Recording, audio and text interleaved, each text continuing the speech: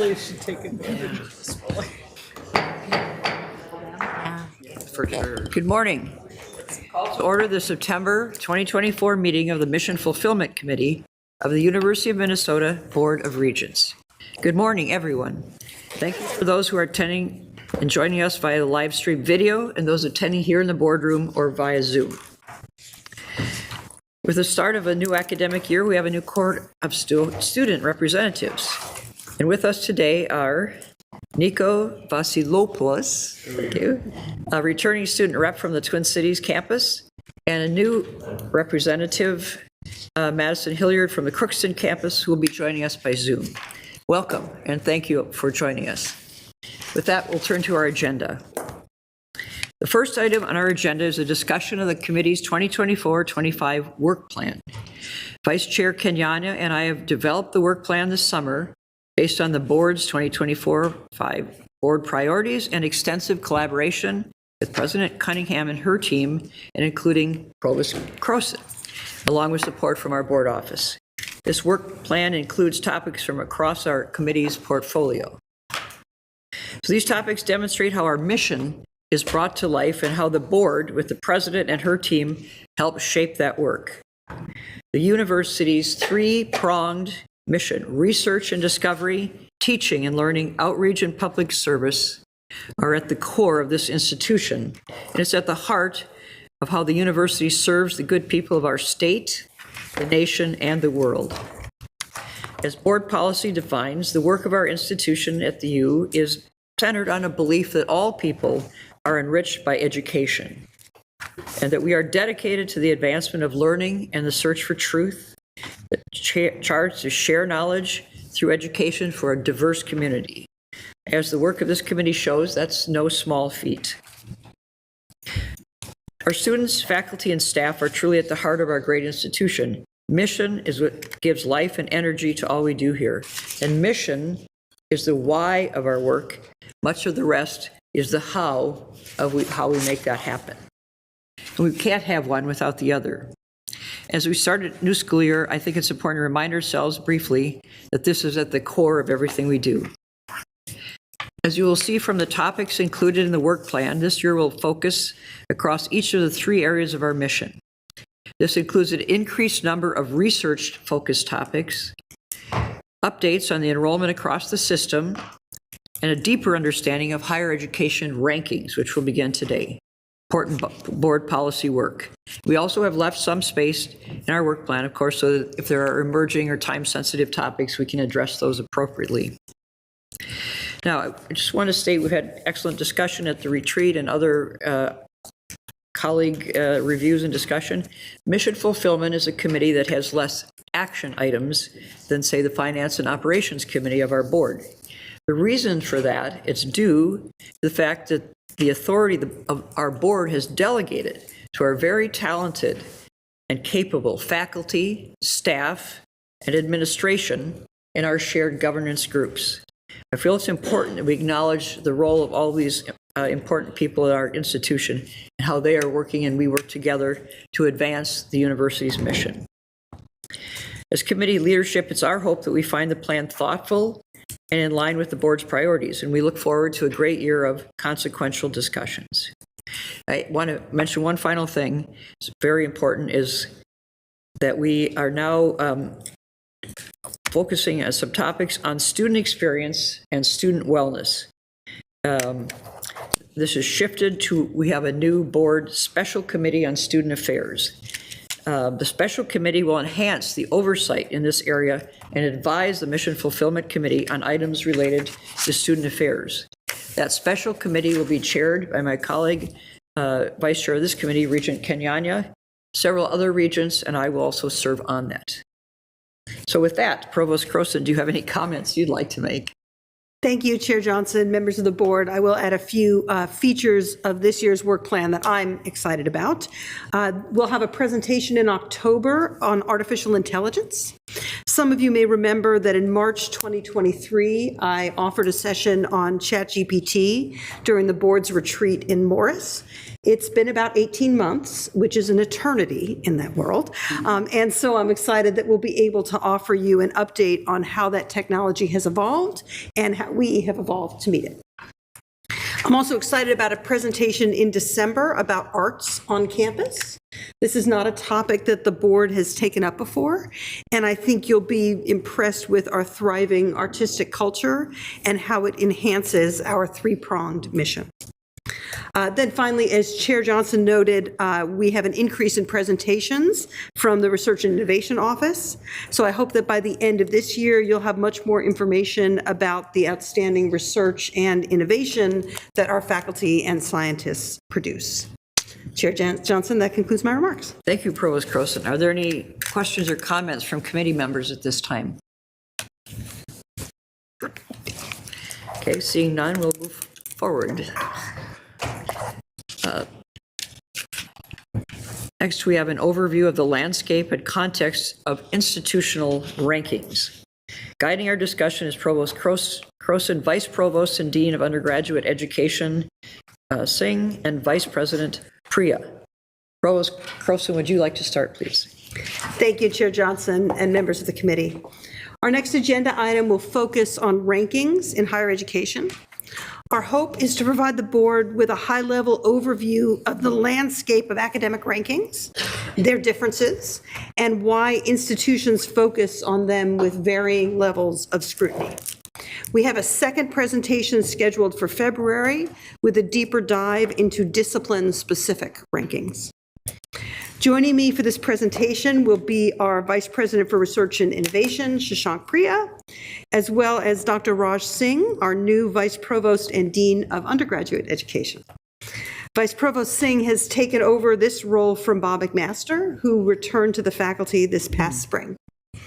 While he may be new to the position, Vice Provost Singh has been an integral member of the university community for the past 25 years as a faculty member at the Carlson School of Business, including 6 years as its Associate Dean for Undergraduate Education. As the board is well aware, the Impact 25 strategic plan utilizes several rankings for assessing how the university is progressing toward achieving its short-term and long-term goals. Two of the most notable rankings are the U.S. News and World Report, which compares the university to other peer institutions across the country, and the Shanghai rankings, which provides a more global context of peer comparisons focused on research. In other elements of the strategic plan, we also refer to the Blue Ridge rankings, which tracks the level of NIH funding, the HERD rankings, which speaks to federal research funding overall, and the Times Higher Education Sustainable Development Goals, all of which we'll touch on today. I want to be explicit that we're not talking about rankings that are primarily operational. Best places to work, for example. Those rankings are important. Instead, today we're focusing on academic rankings that measure our performance in our core mission areas of education, research, and outreach. Our goal is to give you a sense of the rankings landscape and some additional details on how these institution-wide rankings are created and how we have evolved in them. There are many rankings out there, which vary significantly, including some that are perceived to be high quality, some mentioned in your docket, and some that are of the pay to be ranked version, which we typically don't engage with.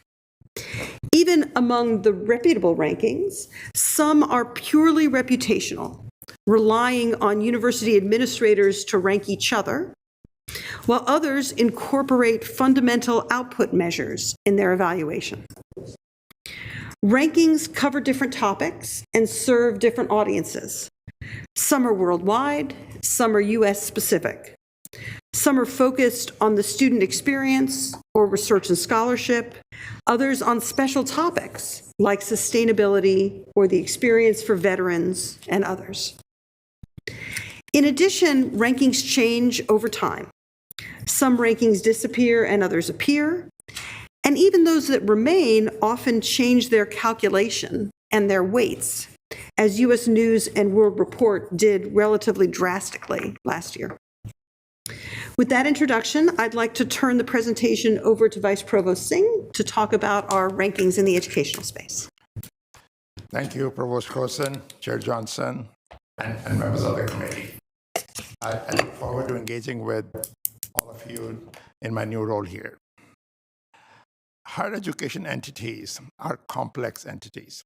External organizations, like news publications, attempt to cut through this complexity and render a simple, understandable judgment of institutional quality.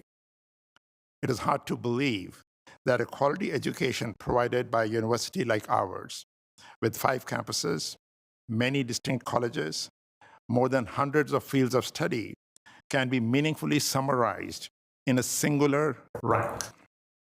So why do we care about rankings? One simple answer is we do because our prospective students and their families do care about these rankings. On the slide in front of you, we summarize the result from the survey we conducted on the fall 2023 admitted students. You will notice that for about 55% of the students, academic reputation was in the top 3 factors driving their decision. In fact, it was by far the most important factor, even more important than the cost. From the same survey of admitted students, we find that about 67% of respondents used college rankings to assess, to determine if a college had a strong reputation. I should add that research on applicant behavior has demonstrated results consistent with the implication of our survey findings. As the university rank increases, the number of students who apply increases, and the subsequent yield of the students we admit also increases. Next slide, please. Provost Croson mentioned that there are multitudes of rankings out there. In her words, many, many, many, many rankings. It's impractical to monitor or seek to actively manage all of them. So how do we decide which ones to pay attention to and which ones to ignore? We use 4 criteria to decide where to focus our attention on. First, we ask whether a particular ranking reflects aspects that are core to the university's mission, or is it designed to measure something else? For instance, we would not care about rankings that are based on an institution's partying culture. Second, we ask whether the data used in a particular ranking is known and accessible, or is it just a black box that produces a number that we have no clue how it got there? If we could not even generally predict the university's performance, we would have no way of learning about those rankings. Third, we would like to ensure if the university can influence the factors that determine the ranking. If we were to do so, would it involve activities that we would like to do? And would it be activities or expenditures solely aimed at just increasing those rankings with no other benefit? And lastly, for us to focus on a ranking, it should be influential to the university's stakeholders. For example, is the ranking that the faculty governance cares about? Do the potential students care about that? Our legislators, or the most importantly, you, the board, do you care about it? For the purpose of undergraduate education, the rankings produced by the US News and World Report meet these criteria, and hence we pay very close attention to them. Next slide. Provost Croson also mentioned that some rankings are paid to be ranked, others rely on fundamentals, and others are mostly reputation. In addition, there are significant differences how much weight these rankings put on the reputation metric. The same publication puts 100% weight on reputation when it ranks specific disciplines. And let's go, and we will go deeper, do a deeper dive into these discipline-based rankings in the February meeting on your agenda. Given the role of reputation in college rankings, it is critical to understand how an institution's reputation is measured. Each year, US News sends 3 surveys to each institution, 1 to the president, 1 to the provost, and 1 to the vice provost of undergraduate education, or equivalent. Each survey includes a list of all other universities in the category to be ranked. So President Cunningham Provost Corazon and I will each receive a list of 439 universities to rank them on a scale of 1 to 5. These rankings are then collected, averaged in some way, and they yield a reputational score for each institution. Similarly, Chancellor Erickson in Morris is asked to rank 211 national liberal arts colleges. Chancellor Neese in Duluth is asked to rank 167 regional universities in the Midwest, and Chancellor Holtz-Klaus in Crookston is asked to rank 83 colleges in the Midwest. A similar process is undertaken at various colleges. For example, when I was serving as Associate Dean at Carlson, I would rate more than 400 undergraduate programs in business in response to a survey from US News. Given that US News rankings are perhaps the most influential in student choice for applying or attending to a college, in this slide in front of you, we provide a short history of our recent overall US News rankings, which, let me remind you, is also called out in the system-wide strategic plan. I'm happy to report that the Twin Cities campus has met the strategic plan's goal of being in the among top 25 public national universities. It is now ranked 23rd among the publics, and it's 53rd amongst national universities. Our system campuses are also performing very well in their respective rankings. Morris is a top 10 public liberal arts college in the nation. Duluth is a top 5 public regional university in the Midwest, and Brookston is a top 5 regional college in the Midwest. Note that next year's rankings will come out on September 24th, and we'll produce a usual memo and send it to the board to update to you once they are public. To talk about rankings as they relate to research, I'd like to turn the presentation over to my colleague, Vice President Priya.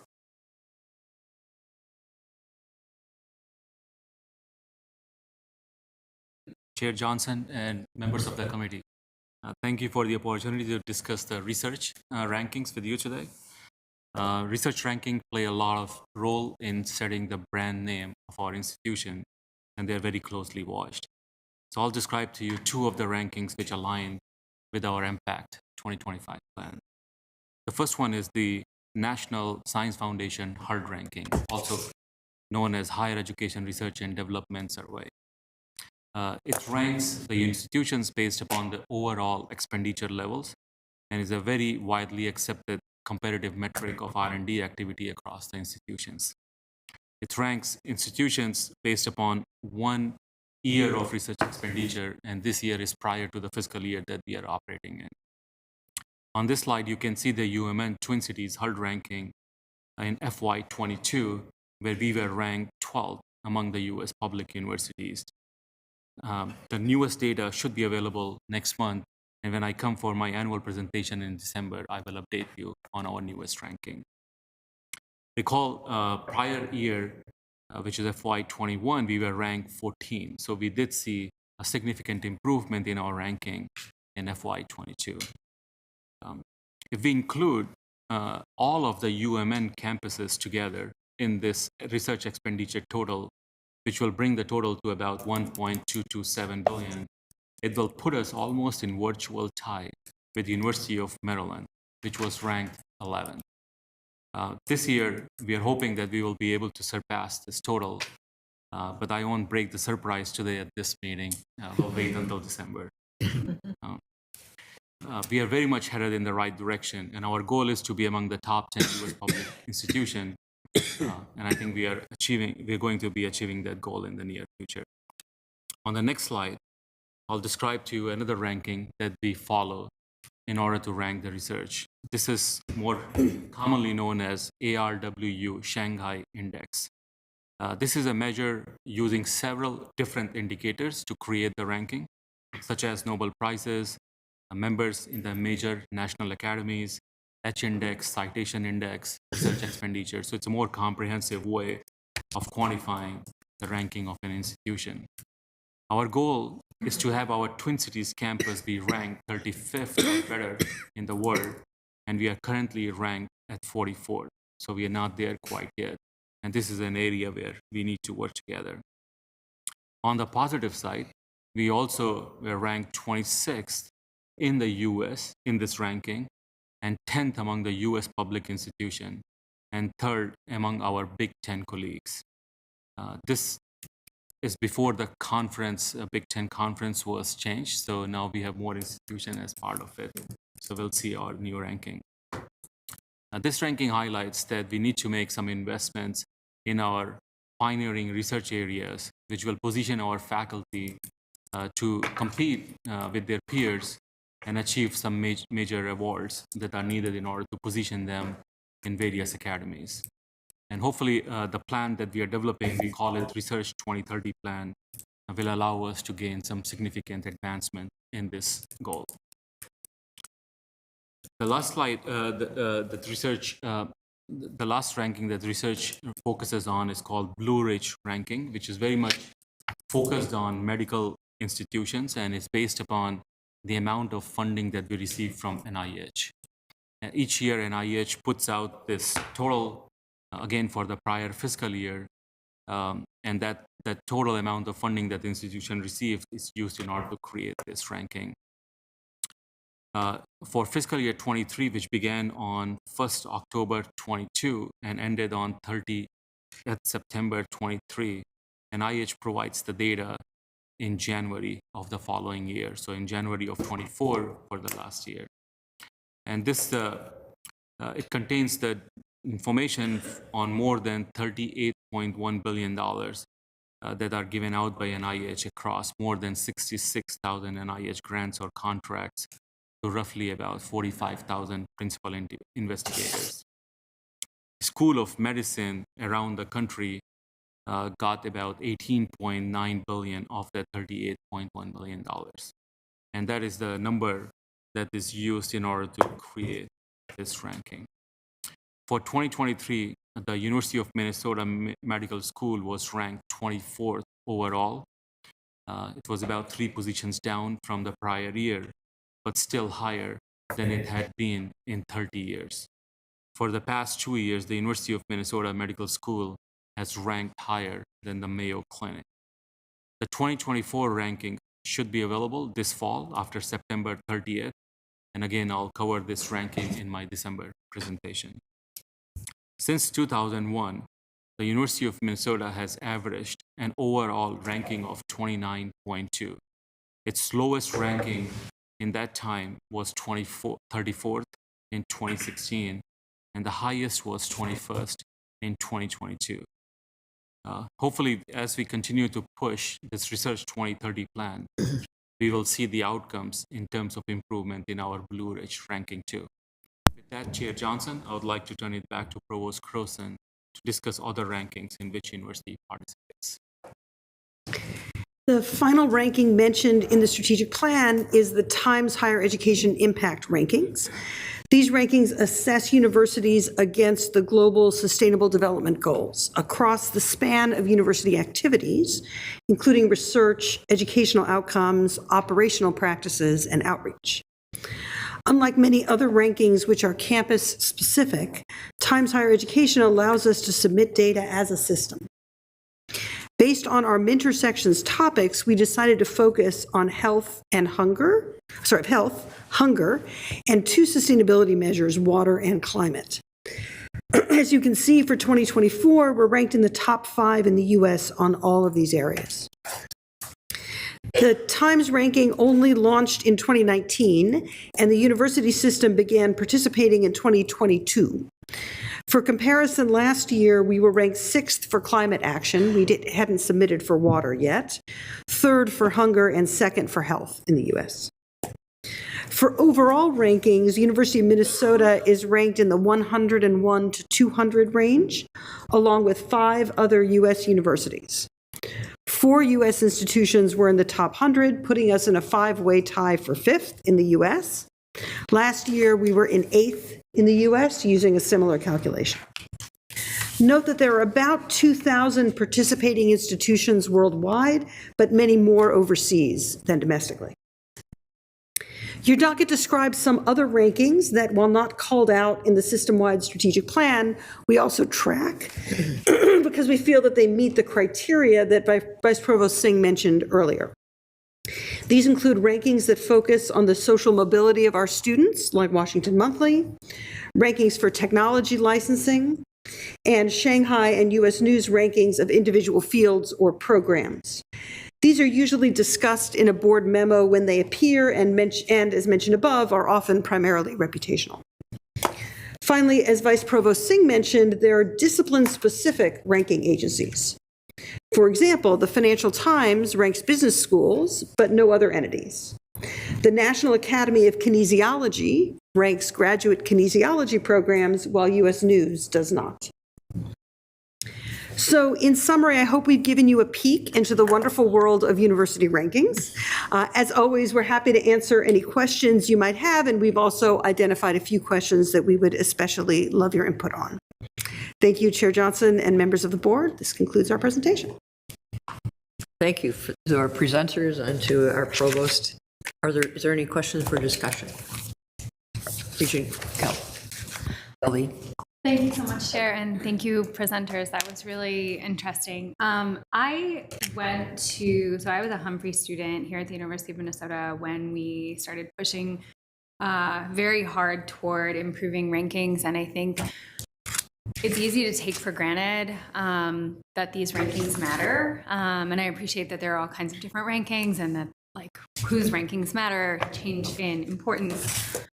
I would love to see, and I don't know that you have the answers to these questions right now, but I would be really interested in knowing, years into this real concerted effort to improve our rankings in the world, what have the rankings meant in terms of improvements for funding, enrollment, achievements, faculty quality, and anything else that I might have missed in that list? So what have the rankings meant for us, and how have they improved things at the University of Minnesota? And also, what sacrifices have we made to improve those rankings? Yeah, thank you, Chair Johnson, Regent Gully. Those are great questions. They are hard to answer because a lot of things happen all at the same time, and it's hard to assign causality. But that's certainly something we can think about for our February presentation and see if we can work that in. I really appreciate it. Thank you so much. Yeah. Any other comments, questions? Yeah, if I may. President Cunningham, yes. Chair Johnson and Regent Gully, this is not data-driven, and I try to be data-driven, but we know we're a talent magnet here at the university, and the types of rankings that, for example, VP Pryor put out there are very real when our faculty are thinking about coming here. They're also very real when your president thinks about coming here. They're very real when our students who are overly concerned with rankings on social media, et cetera, are thinking about coming here. And they're also of a lot of interest, and I'm speaking generally from experience, to our alumni and to people who graduate, who are quite happy when the degree that they got, which was at a particular ranking, is now at a school. And there's some examples of this at other places in the country, where now their degree is actually worth even monumentally more. So we're the value that we add when we pay attention to quality, which we hope is reflected in rankings, is not just to our current students, but is to the 600,000 alumni we have also, who are then using those degrees every day as they go around. And then the last thing, just to put a pin on, is I hope you understand the sort of frank craziness of individual presidents being asked to provide rankings of 400 schools, and they consistently list the names that they know without the data necessarily underneath them. And this is why, although they're important to our students and we pay attention to them, there's others that are data-driven that we try to pay attention to a little bit more. Yeah, thank you for those comments. Could I just follow up with the question, as we're Vice President for Research and Innovation at a very highly ranked research institution in this country. Do you have any other perspectives from that experience you could share? Sure. The HERD survey is top quality. It's data-based. The word is on at our NSF. It's not just NSF, it's all of our research expenditures. It's widely respected. We followed it intently We should be very proud of our increase in rankings there. Not all universities, including the one that I was in necessarily, was continuing to move all the way in the right direction on those. They require investments, but that one in particular, as well as the Shanghai, are both very reputable. We follow them closely at the University of Michigan, and our peers follow them, and they're used. Those two in particular are used not only in groups like this and for faculty who definitely know. The faculty definitely know if you're a top 10 research university in the country on that metric or not. But they're also used as we submit grants. Every grant application we ever put in noted where we were on those particular rankings, because it spoke to the reviewers that were looking at our grant applications to try to give us more money, that we were credible and that we were able to really deliver as part of a background section that you put in every grant you go in, which talks about your institution's capabilities. So those are on the research side. I think on the reputation one side, I think we all understand Michigan and other places on the broad community view of those and are attentive.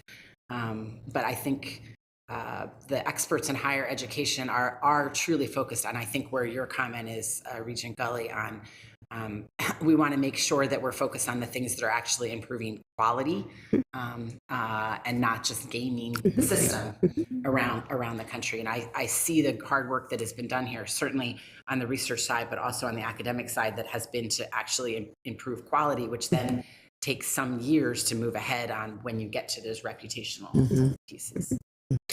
Thank you very much, President Cunningham. Regent Hipsch. Yeah, thank you, Chair Johnson. Well, great presentation. I just want to discuss the research expenditures, because I mean, the economic impact of that is incredible for the state. $1.2 billion. That's just, it's more than the legislature gives us on a yearly basis. And so we have to play that card and say, look at what we're doing. We'll talk about the IP that we're generating later, but that's a really important number to track, and that's a really great number. And I just hope we can keep moving up, because, $1.2 billion turns into taxes eventually, as it flows through the system. So, and that's that's what the legislature needs to hear, is that we're a huge impact to the state in terms of this economic development that you're generating. So keep up the good work on that, and very impressed. Thank you. Any comments? We have several other people interested in speaking. Regent Kenyanya. Yeah, thank you, Madam Chair. Thank you for the presentation. I just want to maybe pick up where Regent Gully was going. And again, I understand that that's a double click, but I think that would help kind of start to separate the good from the bad, and some of that causality, because some of the, bad rankings might still have impacts just because perception is reality. And I think it's very informative that, rankings can impact prospective students, alumni, and current faculty. So, I mean, it's really, kind of the whole timeline of people who interact with the university. So, yeah, I mean, it certainly would be interesting to know which ones are, because it could even be that the objective ones aren't the biggest drivers, and I'm hoping that's not the case, and I don't know, or they're probably drivers for different audiences. Faculty know to look at here, but students, are looking over there. So definitely would be interesting to see what that's like. And Associate Vice Provost.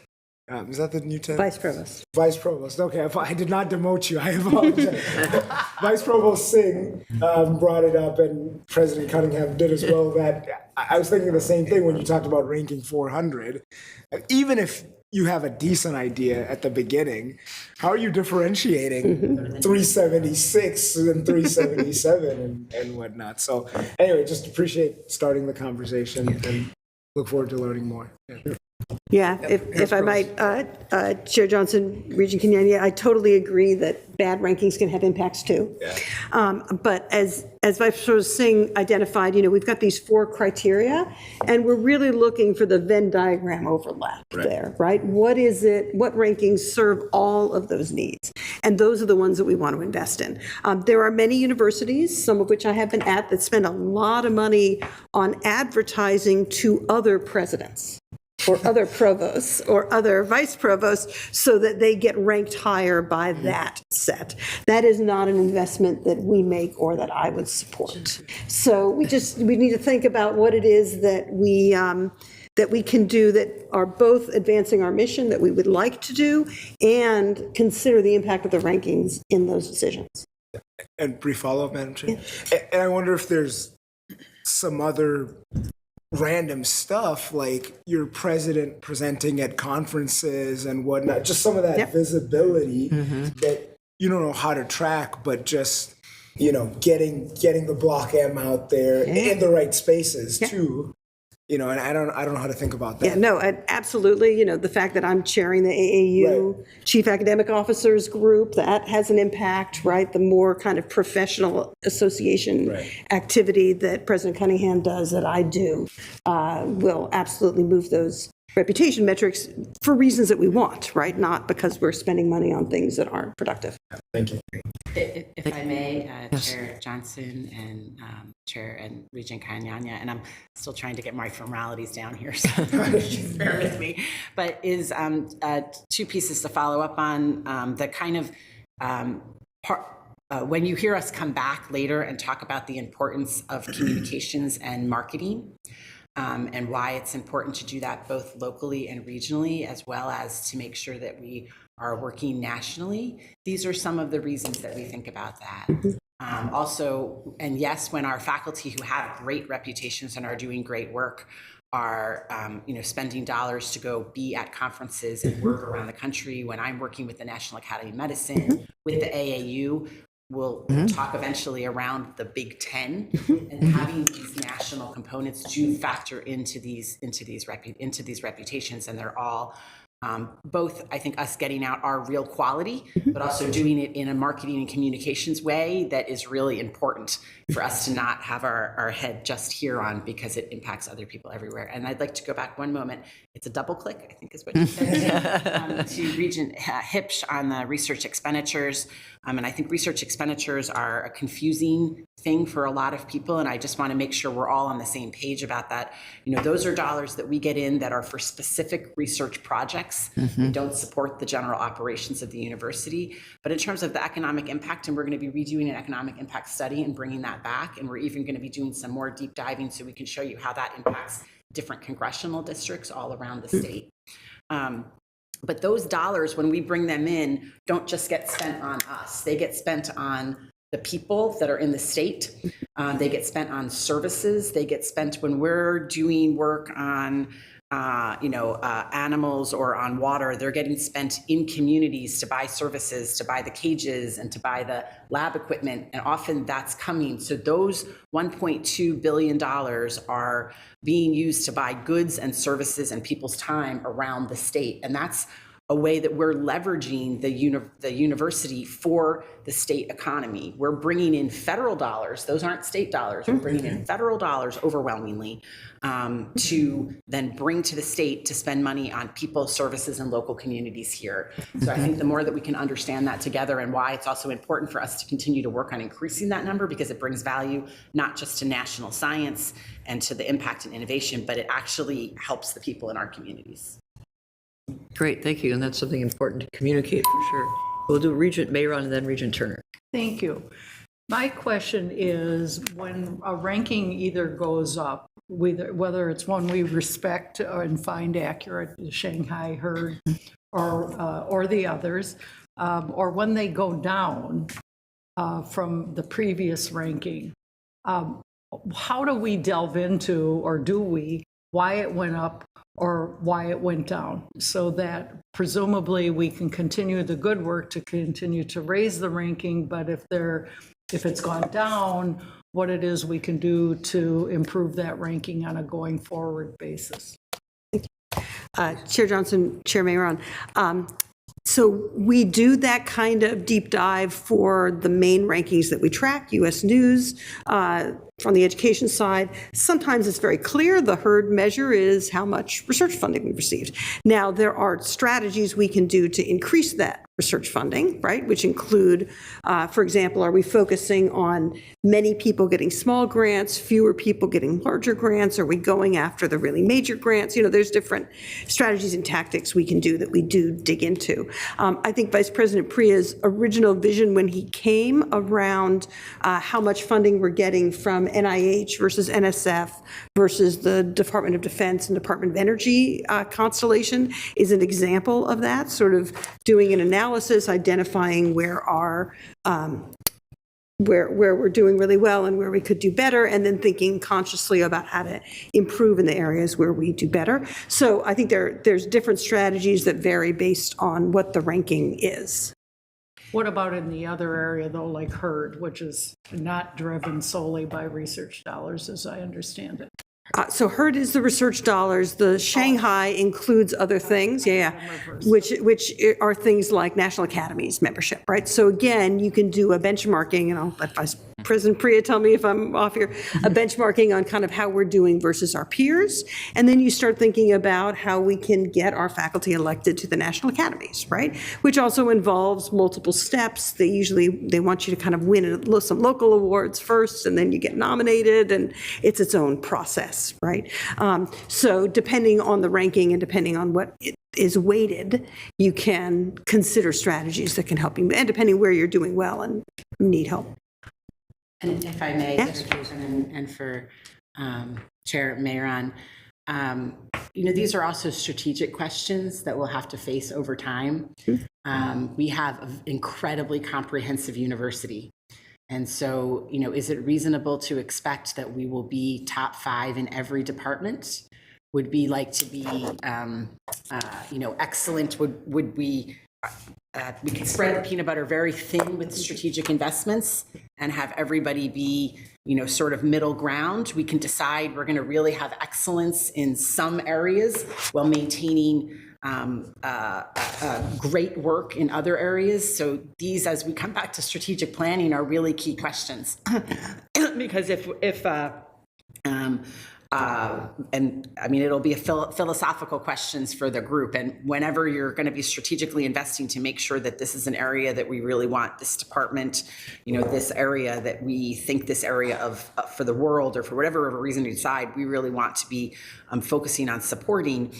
Inevitably, without infinite resources, that means we will be doing less in some other areas, and then that may cause we may have to decide that some of those areas we're going to continue to have them be good and be supporting our students, but may not be the areas that are our top excellence. Or we may decide we're going to try to spread the peanut butter as thin as we possibly can and make everybody at a particular ground level. And those are philosophical questions with not infinite resources. Thank you. Regent Turner? Thank you, Chair Johnson. It should be no surprise as a working bedside care nurse that I focus on Maslow's hierarchy of needs. And so I'm focusing on our little statistics that, let's pat ourselves on the back that we're ranked 5 for zero hunger. My question is, and it kind of pertains to the third discussion question. You had said that the rankings are system-wise, and as a rule, we're all into the system thing. But at what point do we go back and take each system and say, are we really ranked 5 in the Twin City area where the students are crying for a grocery store on campus? So we don't sit there back on our laurels and not look at them individually, correct? Yeah, absolutely. And so again, that Times Higher Education ranking is focused, it's a pretty diverse ranking compared to others. It includes the research that we do about food and agriculture and hunger. It includes the education that we do, how many students are majoring in this. It includes our own operations. Are we managing food waste? Are we recycling? Are we those kinds of things? And it includes our outreach activities. Do we have partnerships with food pantries and other types of things? So it's a very broad-based ranking that doesn't just include how much food is on campus for students, right? It's a bigger. Well, thank you. I prefaced my comments that my comments are going to come from having full bellies so that they can 100%. learn properly. Yeah, So. yep. Thank you. Regent Wheeler? Yeah, well, thank you very much, Chair Johnson. And I was going to make the comment, but I think President Cunningham made it better than I could have about, I think one of I love the criteria that are listed in terms of, the mission alignment, transparency, actionable, and influence on stakeholders. What I didn't see in that was strategic alignment. And that's going to mean that there will be some based on the strategic plan that will be very comprehensively crafted that we may have to emphasize, more, and then certain rankings become more important. So I was just going to emphasize, and underscore what the point that President Cunningham, and so I'd like to have another criteria about strategic alignment.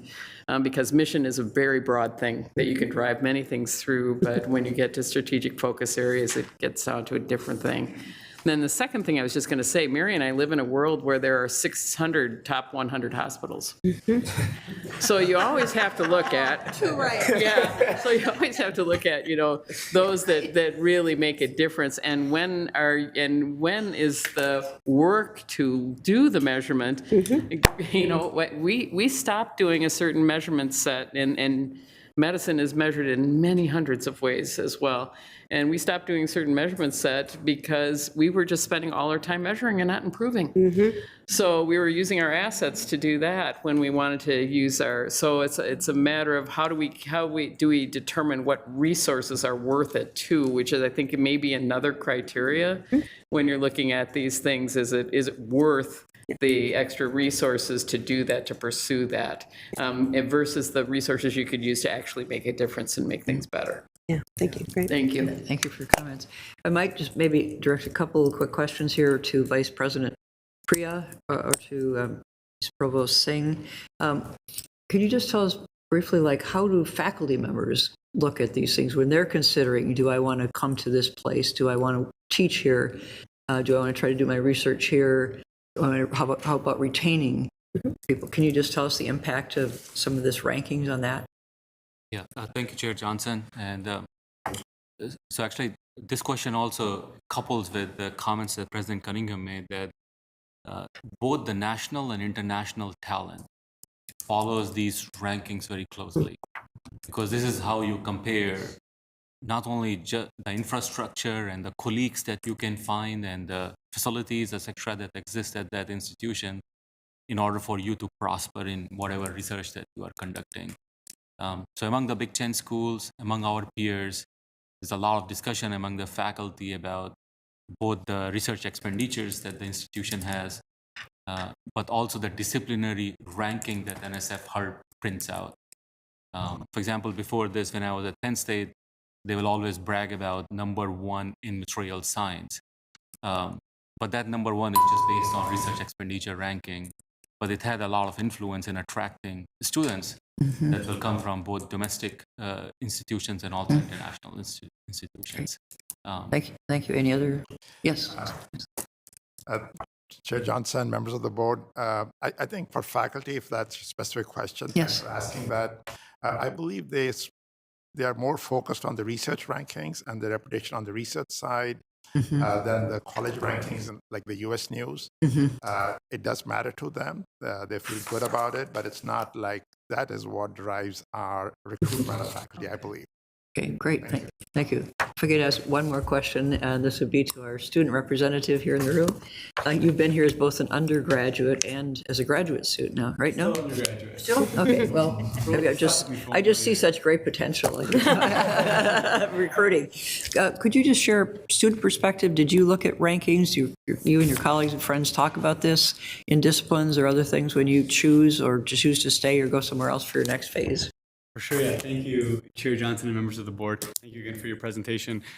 A lot of thoughts are coming to my mind as we were talking about rankings here. I think students, it's no secret that prospective students look at rankings a lot when looking at universities. I'm an out-of-state student too, so coming from Chicago, not many students from the city of Chicago were coming to the University of Minnesota, not many students from my school. And so without having that upperclassmen or peers of mine who had gone here, there's not much to look at besides rankings or things you can find online. So that was for sure a piece that was really important for me.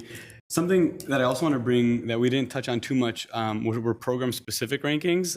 I'm a Carlson School of Management student, and I know within the Carlson School, we spend a lot of time looking at POTS and quants rankings, for example, which is for undergraduate specific.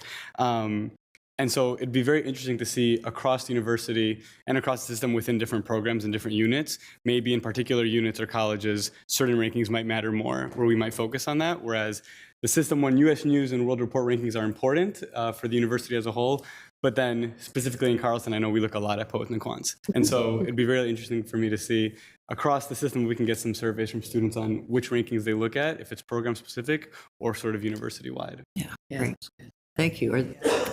For everybody, are there any other comments or discussion we want to proceed? Chair Johnson, if I can just put one maybe caveat to the conversation on rankings, and I think it gets to what Vice Provost Singh was saying is, at the end of the day, even, people do follow, for example, the research rankings, but what people are also really interested in is what the impact that the university is.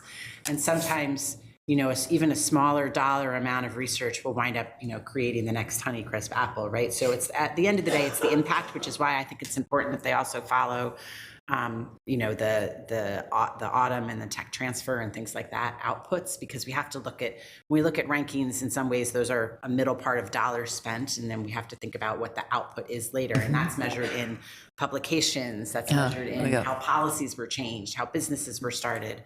And the rankings don't do these particular rankings, are not focused on the things often that faculty think are important in the classroom, the classroom experience, the student experience, right. that sort of piece. And so I think there is a differentiation there for some ways on the research and on some of those other rankings. Yeah. So just for a balanced view. Yeah, thanks for that perspective. Sort of money in, what's the product out, I guess. There are many of them. Okay. Thank you very much to everybody for this excellent discussion. Thank you. Thank you. We'll now move on to item 3. I think that was the question. And that is the annual report on academic program changes. And Provost Croson, please proceed with this. Thank you, Chair Johnson and members of the board. This is a required annual presentation.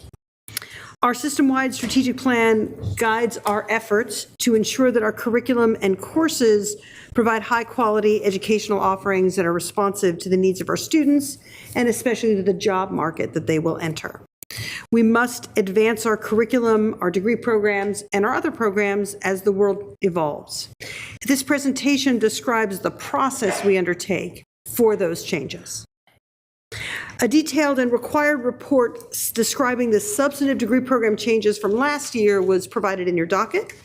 My remarks are going to focus on the process we use to develop and evaluate these types of changes, the considerations we incorporate into our recommendations, and the various bodies we consult as part of the process. My hope is that by the end of the session, you'll understand the breadth and depth of engagement and thoughtfulness that our faculty and program leaders exercise as they determine these changes, so that once they come before the board, as they regularly do, you'll know that they were vetted thoroughly through a process. The process we follow is guided by university policy, which notes that authority for academic plans originates at the local level in the departments and is subject to final authority by the board. This policy covers a wide array of programs, undergraduate, graduate and professional, degrees, majors, minors, and certificates.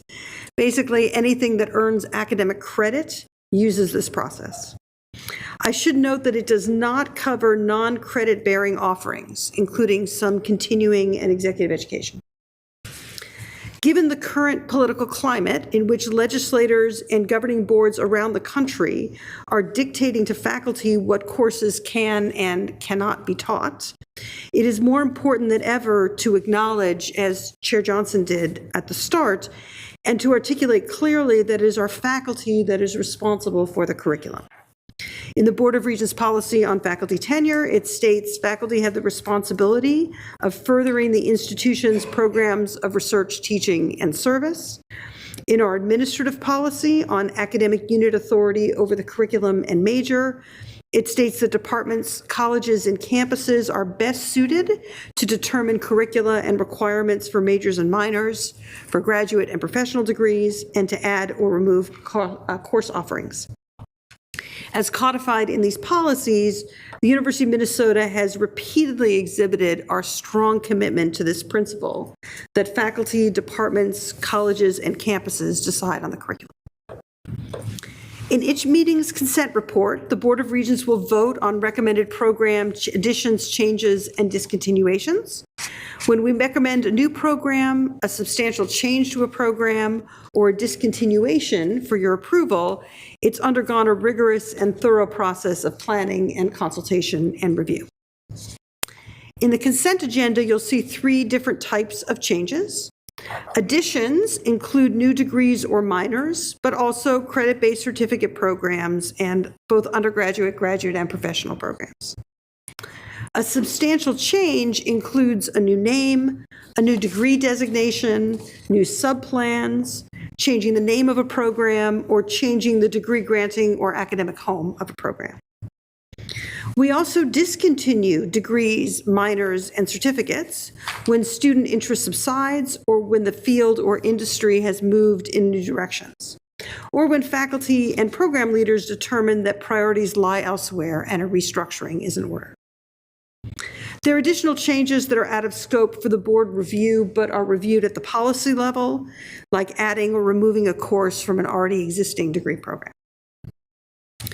Proposals for new degree plans are initiated at the local level by the faculty and departmental content experts who understand the intellectual directions of their discipline, the job markets for their graduates, and their field's relationship with state and economic needs.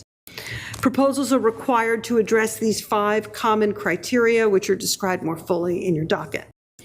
In particular, at the university level, we require that proposals speak to need and demand, which is often demonstrated through consultation with outside entities for need and with students for demand.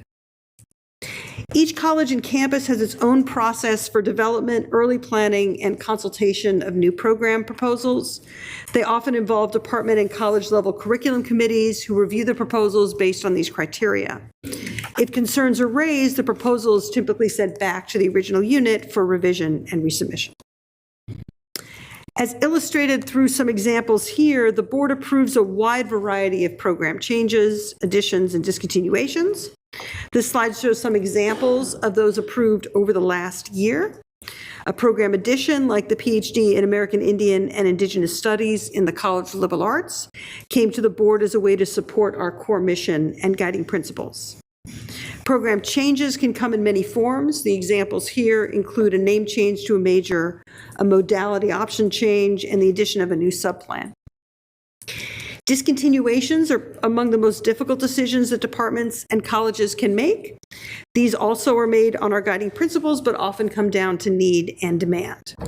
They are not taken lightly, and often colleges requesting program discontinuations have not seen new applicants for these programs for a period of 3 or more years. The stages of development and approval are additive, with various points of emphasis at each stage. Early consultation is a key component of this process, as each unit focuses on different aspects of the proposal.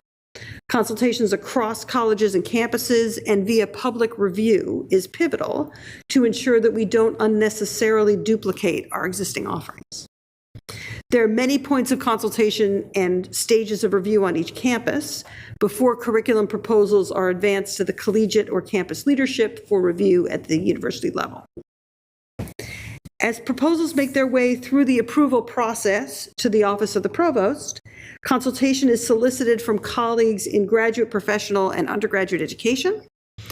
For the Twin Cities undergraduate majors, proposals are also presented to the Campus Curriculum Committee.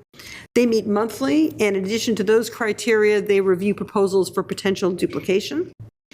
The Graduate School and Provost Office facilitate consultation for new graduate or graduate professional degree programs with the Graduate Associate Deans and Professional Education Council.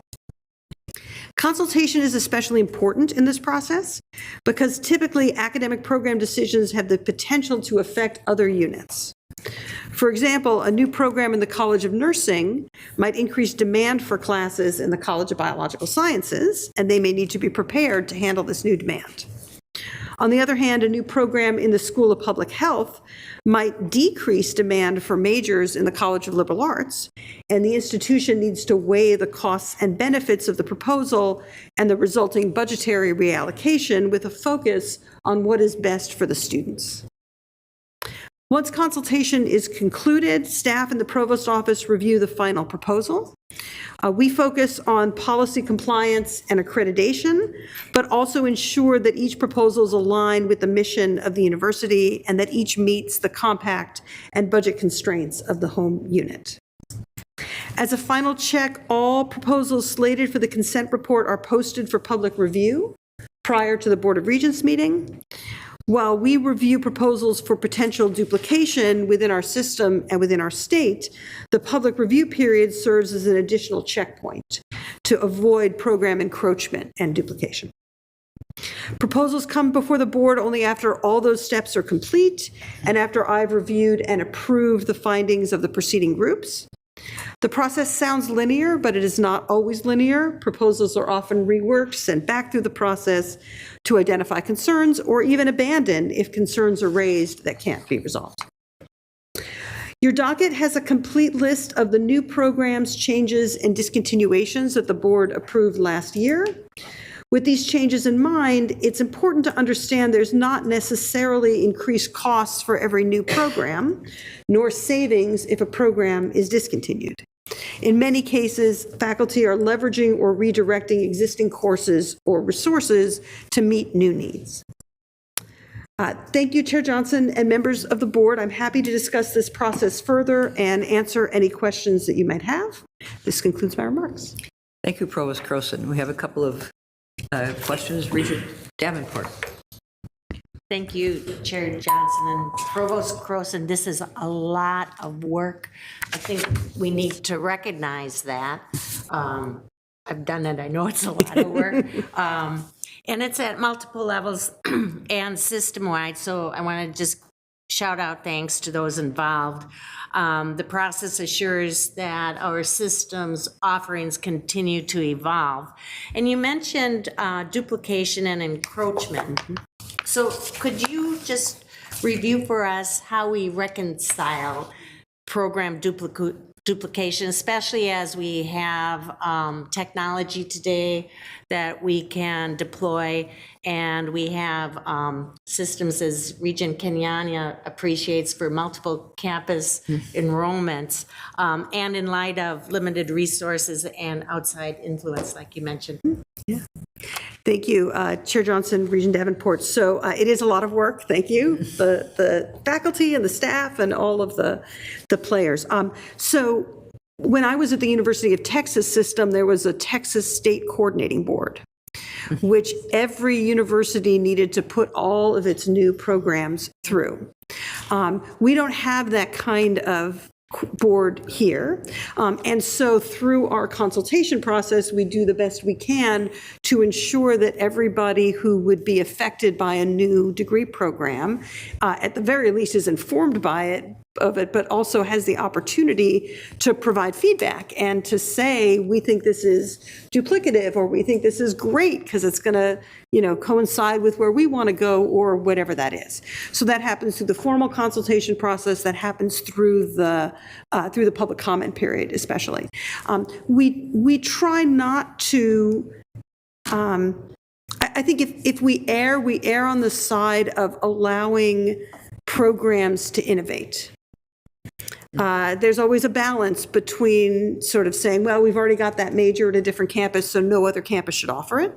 On the other hand, if there's demand in the job marketplace and there's need and there's demand from students, it's hard to argue that we shouldn't allow an institution to try to do that. And so it's always a delicate balance between, you want to understand the unintended consequences, you want to allow innovation to meet the market, both markets, and you want to avoid duplication. And so that's why that process is so much consultation. Thank you. Hello. Okay. Student Representative Vasilopoulos. Thank you, Chair Johnson and Provost Croson. Thank you for your presentation, especially on the details of all the layers of approvals. And I know, like Regent Davenport said, this is a lot of work. So thank you for sharing about that. I was curious about where students are included in this process.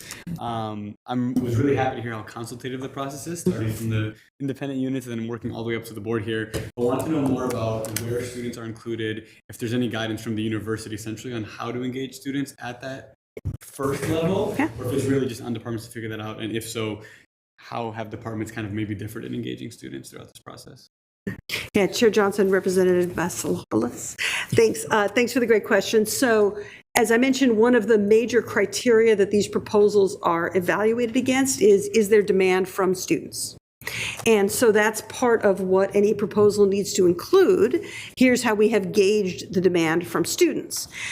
Different units do that differently, mostly depending on their student populations. So a professional school like Humphrey might do that differently than an undergraduate-focused school like CLA. Often deans have student advisory boards. I certainly had one when I was a dean, and that's one avenue. Sometimes there are student I don't want to say student senates, but broader student affiliated groups that the program leader or the dean would consult with. So we don't dictate exactly how that needs to be done, but that is a pivotal part of the decision to approve. Thank you. We have several other comments. Regent Verheugen. Thank you, Chair Johnson and Provost Croson. Just a lot of information here. But a couple of key points. One is, anytime a program is cut, there will be someone who is saddened by that, whether it's alumni, current students, faculty, staff, et cetera. And so how are those communications managed in communicating the discontinuation? I have two questions. How are those communications made in the decision to discontinue a program, and either messaging the continuation of that program for all currently enrolled or accepted students, or alternative placements if that's necessary? And then I'll have a second question. Yeah, great. Chair Johnson, Regent Verheugen. So indeed, anytime we discontinue a program, we have to have a teach out plan. That's part of the proposal, and it's required by our creditors. So that's something we do regularly. And typically there are no students remaining in the pipeline, or only very few. And that teach out plan is communicated individually by the advisor. Right. I think you raise a different question, which is about, as President Cunningham suggested, alumni of these programs might be surprised or unhappy to find that their major or minor has been discontinued. And that's, I think, an area that we could probably improve on in terms of communication. This consultation is very much, among the campuses, between the colleges, within the university. It's not something that we generally push out via the news media. Okay, and to that point then, what interaction is there between the programs and the colleges and the foundation support that may exist for those programs that are then discontinued to either carry forward the will of the donors, or if the donor is no longer around or heirs are not available, to make those decisions on how best to remain a fiduciary for those endowment funds for other future programs, or otherwise fulfilling a desire of a donor? Yeah. Chair Johnson, Regent Verheugen, it's a great question. So we have some scholarship or charitable gifts that are aimed at a particular major, not very many.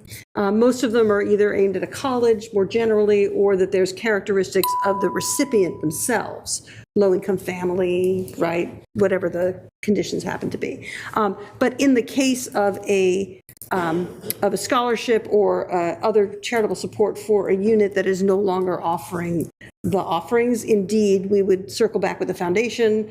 They would talk to the donors if they're still alive, or we would work through ideally the development officer who helped to bring in the gift originally, to make sure that we repurpose those funds with their intent in mind. Okay, thank you.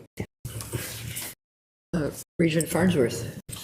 Thank you, Chair Johnson. Regent Verheugen just asked my question, so thanks. Oh, it's good. Thank you. Okay, sounds good. Regent Tad Johnson. Oh, thank you, Madam Chair. And thank you for, I missed part of the presentation. I was listening back there, though, to Provost Croson. What I'm getting from outstate campuses is they're losing professors and the slots are not getting filled.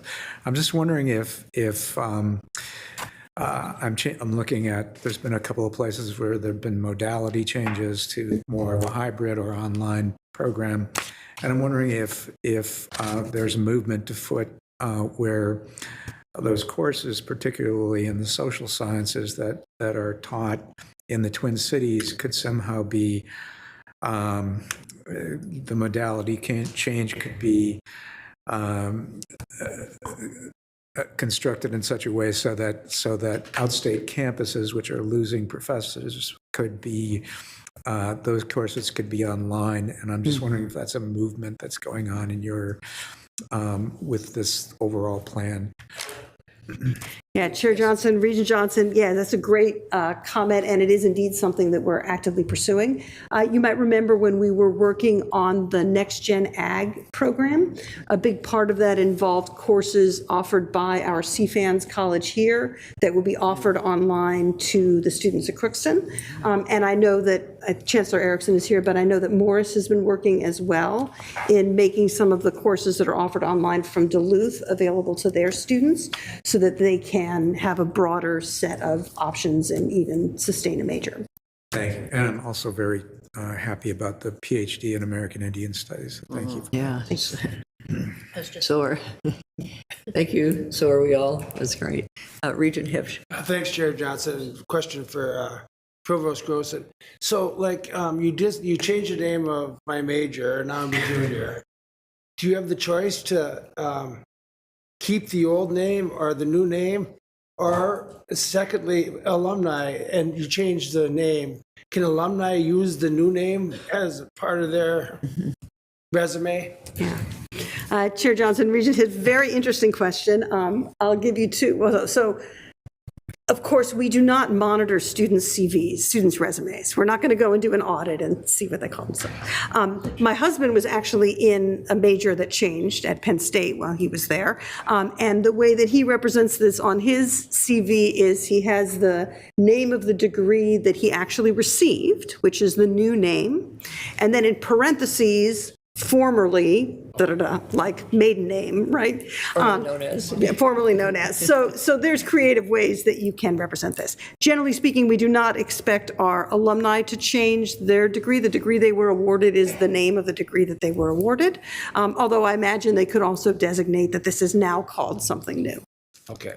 But they could if they wanted, if it's, Well, Well, that's a good question. Because then all of a sudden, I've got a degree in wagon wheel manufacturing, and now you changed the major to wheel manufacturing, which is a little bit more relevant for my career. Right? Yeah, but they didn't receive the degray in wheel manufacturing. Okay.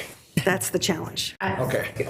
Please, if I may, President. Chair Johnson and Regent Hipps, I think maybe the extreme example is the easier one there, right? Yeah. So, if you received your degree in, I'm just going to say in typewriters, your degree now is not computer science. Yeah, okay. Okay, I get that.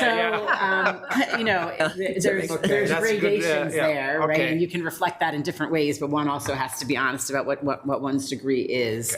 Okay. To the other comments, and I hear the concept of a coordinating council and other pieces. I will say, we'll have other conversations this year around systemness and how we optimize that system and coordination. And so Provost Croson and I can take the assortment of ideas back about that and your comment on Regent Johnson on how we accommodate some degrees that are maybe not at other places now. And as we think as a system, how we can support our students across the system in a new way. So I think that's an exciting part of our yet to be done year's work ahead of us.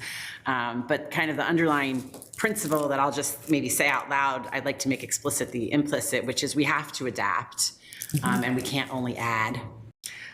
So, with that, there will be people that are quite happy about additions of computer science and people that are disappointed that typewriters are no longer what we're doing, and there will be alumni of typewriters, and there will be families of typewriters, and students that are, because we're a continuous education program, that goes over years, so there will be disappointment, and there will be public thoughts about that, and I think we have to make sure that we're making the right decisions for the right reasons at the right time, and then understand that it's our job to lead the institution forward for what they need for these programs, and not necessarily be able to manage everybody's disappointment about the programs or whatever the things are that as we adapt and morph to computer science from typewriters that we have to change. Great, thank you. And we'll wrap, I think, here with Regent Kenyana's question. Yeah, thank you, Madam Chair. President Cunningham, I kind of started getting to mine. I think mine might be for you. And that's how we marry this with strategic decisions and initiatives, whether it's impact or the new undertaking we're getting into. Because these end up with the provost. So we're obviously thinking strategically already. I'm not saying we're not. But if there's a marquee outcome of our next strategic plan that we collectively, right, say we want to be that, we want to go there, how does that then interact with this process? So Regent Kenyana and Chair Johnson, there's a myriad of ways that one can translate a strategic plan into implementation, and we'll have to have those conversations also about implementation. I want to reiterate, the schools are also working quite strategically, as the departments are, and they're doing a lot of this adaptation at the local level to meet the markets that they have and the work of the students and the demands of the students at the same time as well. But as we develop strategic planning, which I'll talk a little bit more about tomorrow, that follows with then implementation, and implementation has to do with what initiatives we put forward and how those are funded and how those are supported. And as you do some of those things, it doesn't mean other things won't happen and that the schools won't also have their interests and their focus and their adaptation. But that's kind of how those things marry together. It's always a little bit of both. I don't know, Provost Croson. That's great. Thank you. Okay, finally, Regent Turner, you got in on And on I'll this. wrap it up. Yep. Okay. All right. So in my continuing education as a regent, becoming a regent, I'm beginning to realize that, I'm going to put a plug in for the whole alumni system, and also how important communication is. And this would be an example, what I'm hearing around the table about how important, it's not so much if something comes or goes, et cetera, it's whether they knew about it. Mm-hmm. And it's becoming very apparent to me that the alumni are that whole organization is extremely important to the university, and we should be just working at efforts to really increase the communication, easily done with emails, et cetera. But I can't stress enough from what I'm starting to observe how important that is to cherish those relationships. And like I said, it's not so much that they're going to say, no, you can't make that decision or not. They just want to know that you made the decision and why. Yeah, that's a good point. Thank you very much. Well, thank you, everybody. We've had very robust discussions for the last couple of topics, and so I think to make an executive decision that we need to go on and not take a break at this time. But I just want to let everybody know that that's an option. Several people around this table know what this means about balancing I's and O's, input and output. And whatever needs to be done can be done. So please, we'll just go forward otherwise. All right, so our next topic is growing the university as a tech and corporate engagement hub. This will be an excellent discussion. I'm looking forward to it. And we'll continue now. This fourth item. These are about the update on our initiatives aimed at solidifying our role as a tech and corporate engagement hub. And I'd like to welcome again Vice President Priya, Associate Vice President Hipsch, and Corkery to our presenters table. And then Provost Croson, please provide an introduction, please. So I want to thank Vice President Priya and his team for their presentation today. As you know, the September presentations are always a little bit of a rush, and so I'm very grateful for all the effort they put into on this one. As Regent Hipsch mentioned, the university, one of the ways the university adds significant value to our state is through our commercialization effort and our engagement with corporations. And this presentation is really designed to give you a sense of what we're already doing and what new directions we're going in. So thank you for doing this. With that, I'll turn it over to Vice President Priya. Thank you. Thank you, Chair Johnson and members of the committee and Provost Croson, President Cunningham. We're very excited actually to talk about this topic. This is an area that we are very proud of our accomplishments, and hopefully our presentation will demonstrate to you the excellent strength that exists at the institution and how we can take it to the next level. So the next slide. In this presentation, we'll cover today the Corporate Engagement Center's activities, which VP Steve Corkery will describe to you. And then we'll also talk about the Technology Commercialization Unit's activities, which AVP Hipsch will describe to you. And we'll mention how our units are assisting our researchers, which comprises of both the active researchers and the educators, to engage with the companies of all sizes, both in the state and nationally, and how we are facilitating the transition of the lab-based outcomes to the marketplace.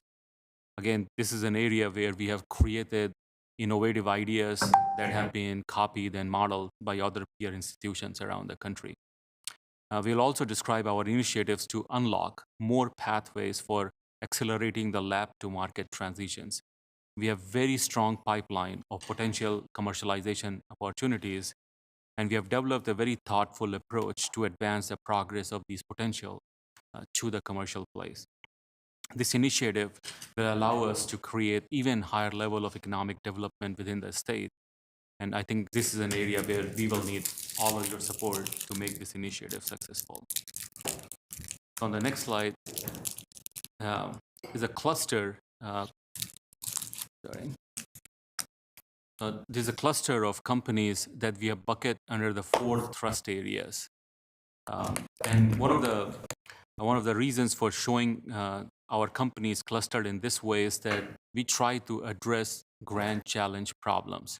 So companies are not disciplinary, they are very cross-disciplinary, and they focus on big challenges that are affecting our society and our country, such as climate saving, life saving, developing therapeutics and medical technologies, feeding the world, creating food solutions, agricultural solutions that provide cheaper and cost-effective proteins, supporting the students and workforce to provide educational opportunities both online and in person, and accelerating their progress through all the stages.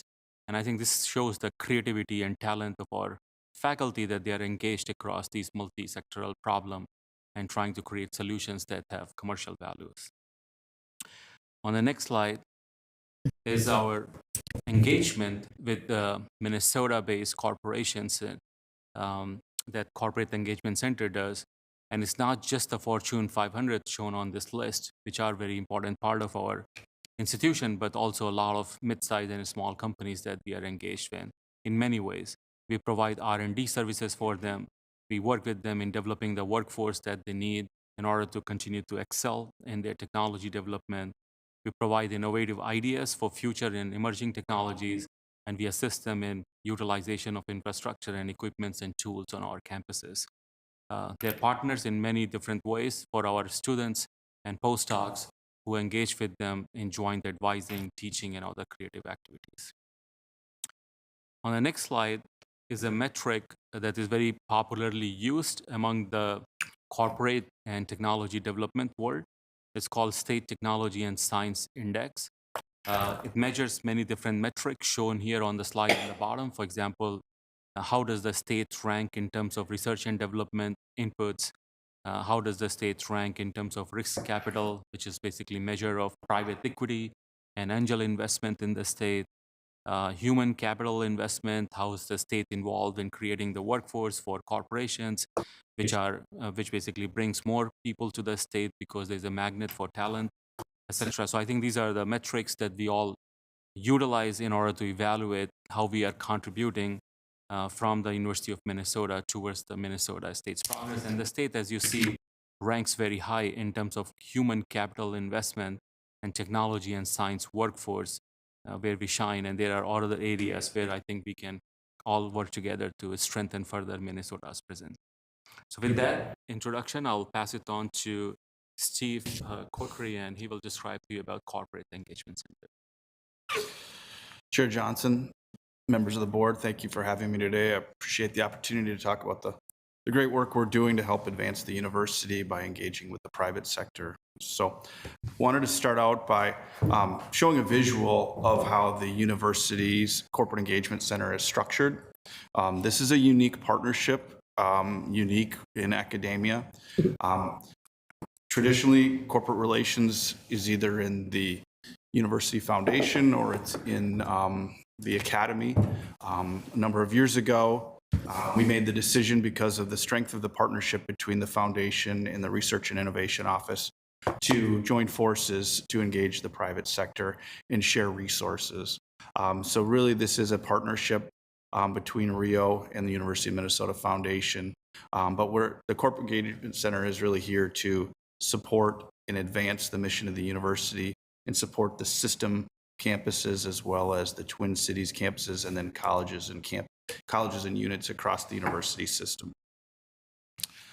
When we work to engage the private sector, we focus on 5 key areas, and we call this our Corporate Engagement Center wheel. When we survey companies every few years, the workforce development, the workforce pipeline continues to be the number one reason companies want to come to the university and engage. It's the quality and caliber of our students. And the university plays an important role in the workforce of the state and the region. Technology and innovation, this is an area that, as you've heard today, we're trying to grow in the rankings, and our team is working to help support and advance that by helping tell the story of some of the university's areas of expertise and then helping connect faculty with companies around research needs. Outreach and visibility are opportunities like Huntington Bank Stadium, 3M Arena, but they can also be smaller sponsorships and engagement opportunities at the collegiate level as well, or within our medical enterprise.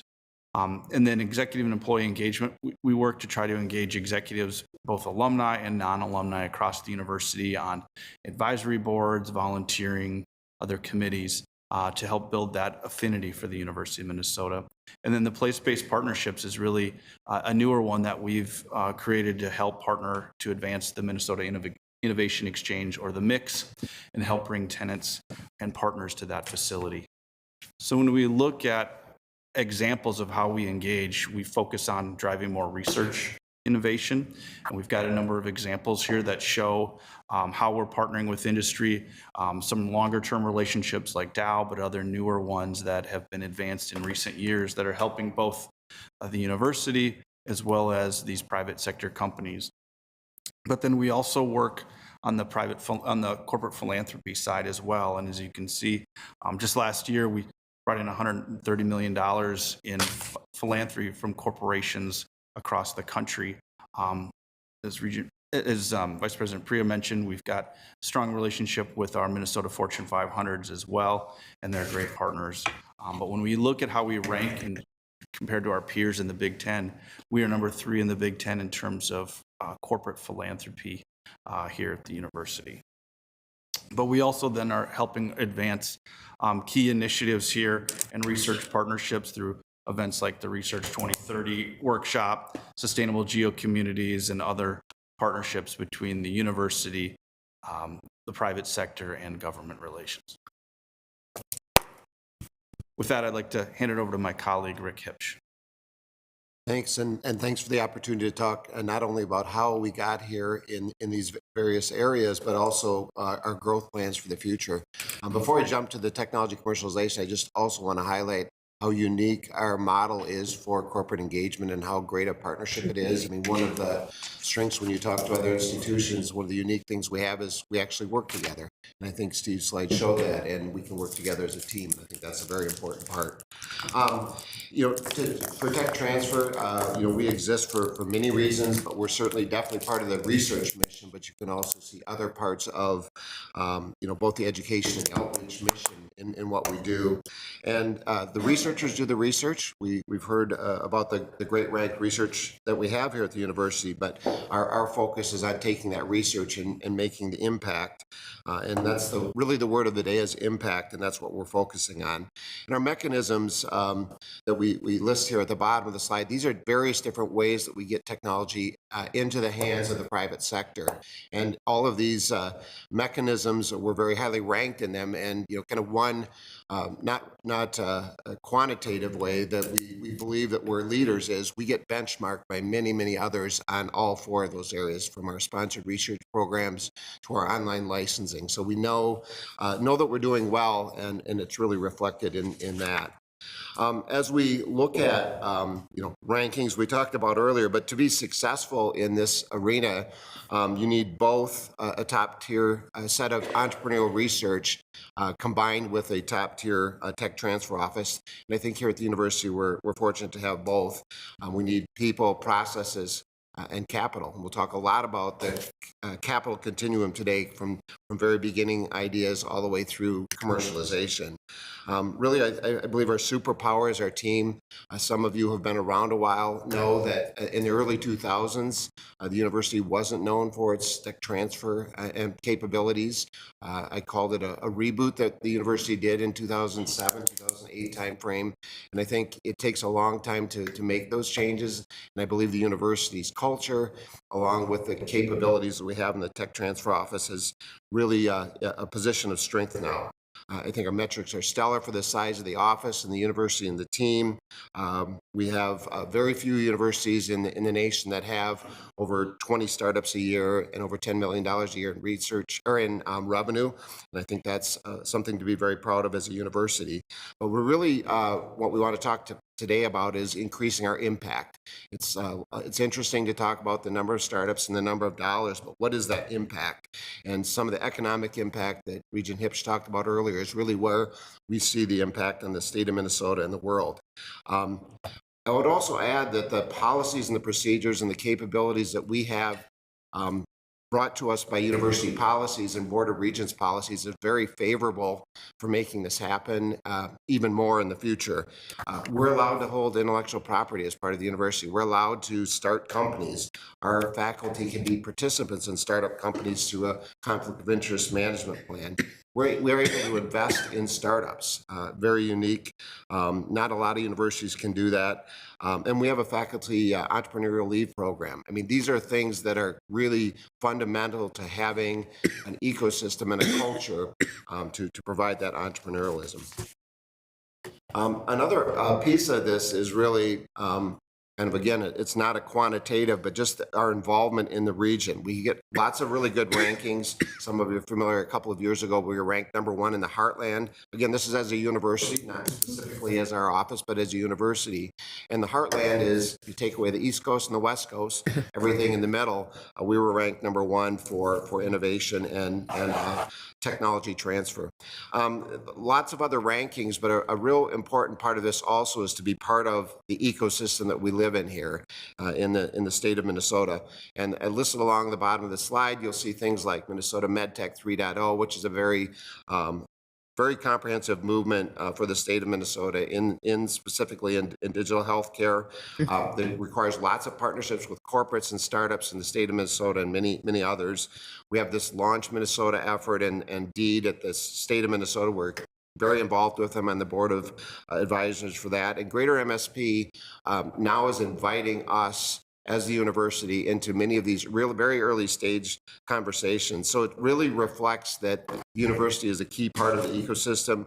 We're invited to the table at the beginning and not at the end, and that we can really make that changes, not only in educating students and commercializing technology, but having economic development impact. And let's not forget that on Monday night, we're hosting Minnesota Cup. The Carlson School supports Minnesota Cup, which is the nation's largest statewide startup competition across the state. There's been thousands of applications, and the final 9 companies are available. So if you're around on Monday night, it's right here in McNamara. So really getting back to the word impact, and we believe as Vice President Priya mentioned, that we have a lot of the right technologies in a lot of these pressing areas. And these are challenges that are coming from the outside, these grand challenges, the climate saving, the life saving, feeding the world, educating. These are really great stories. And I just want to call a highlight to that magnet in the middle, if you can tell that's a magnet. I just attended yesterday the board of directors meeting for Niron, and it's a great Minnesota story, very exciting. They're producing the world's first commercially available high-performance non-rare earth magnet. And if you follow the news on rare earth minerals, not only are they scarce, but they're also controlled largely by one nation. This is a man-made magnetic solution that has the same type of performance without having all those downsides. And this has a great chance to impact areas like automotive, industrial, and other applications. So this is a company that was started in 2014 based on research by Professor Jinpeng Wang in the Department of Electrical and Computer Engineering. He has several startups that he's formed. He's got another one on the way, so very prolific. And he was part of forming the company, and this is a Minnesota company. Their headquarters are 3 miles north of campus. They've built a pilot plant on that headquarters spot. They've raised 75 to 80 million with funding coming from General Motors, Samsung, Allison Transmission. And almost to your earlier point, most of that money is being spent in Minnesota. They have nearly 100 employees. These are jobs that are probably averaging at this point in time over about 100K a person on average. And they're looking to build a pilot plant. They're doing their final selection for the pilot plant.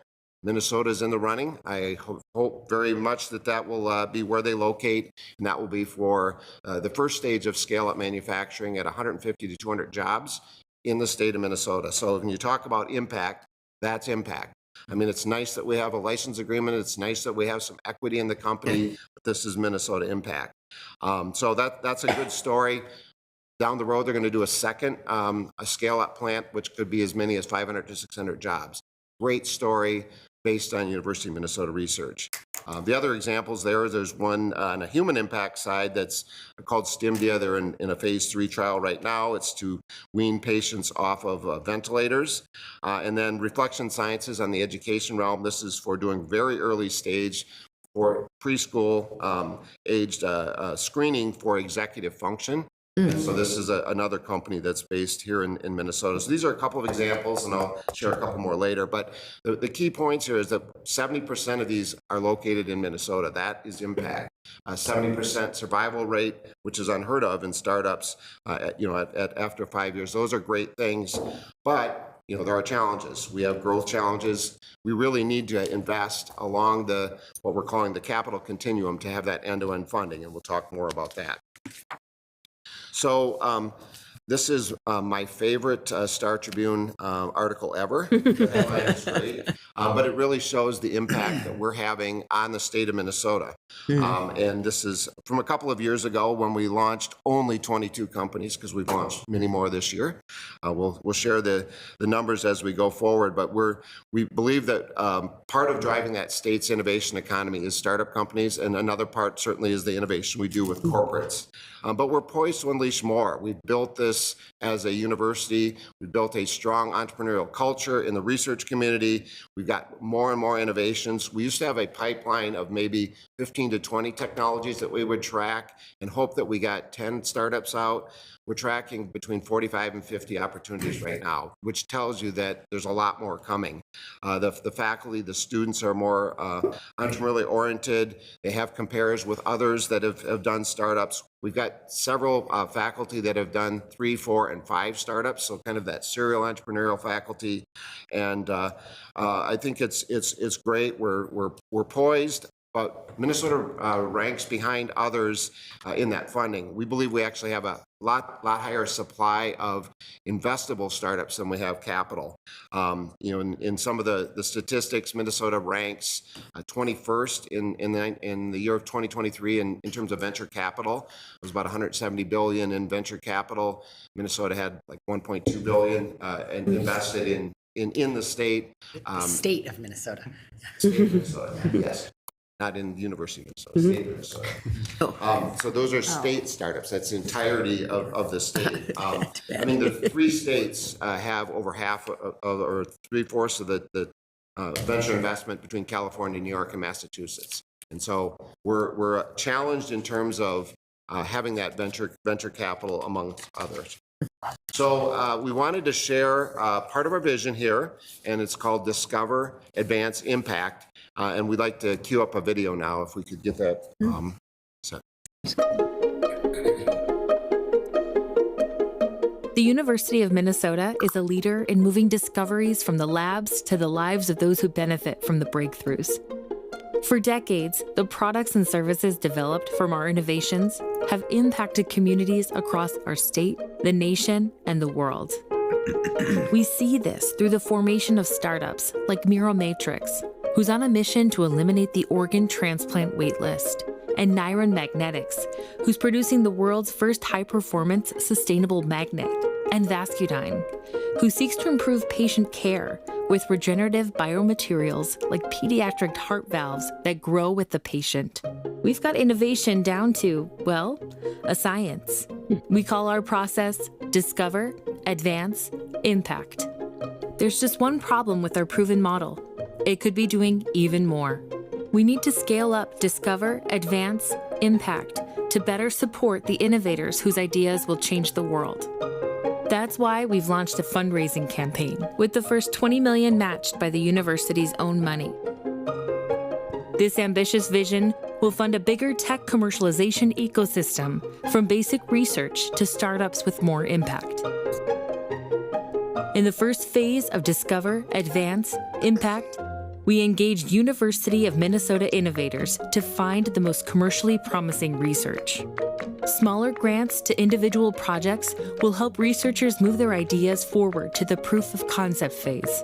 With a viable prototype, researchers can help launch their idea through a startup company. It can seem like a risky move, but your support, coupled with our proven model and strong track record of success, will increase their odds of starting on a strong foundation. The final stage funds valuable assistance during the seed and growth phase of startups. Larger capital investments help attract long-term private investors to grow the new companies over time. Donors play a key role in this vision. We need philanthropic partners who share our passion for innovation, entrepreneurship, mentorship, and most importantly, impact.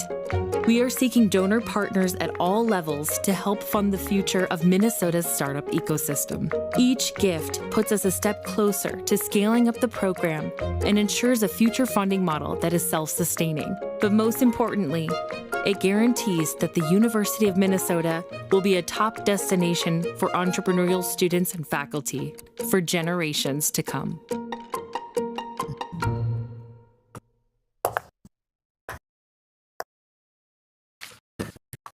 So as you can see, we have a strong vision for growth.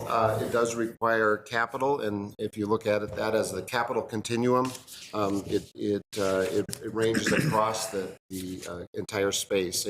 If you look at what some other programs are doing across the nation, some of them are just looking at particular aspects of it. We believe that all of those pieces are necessary, and we're very excited and ambitious and have had some great early conversations on getting that philanthropic campaign going.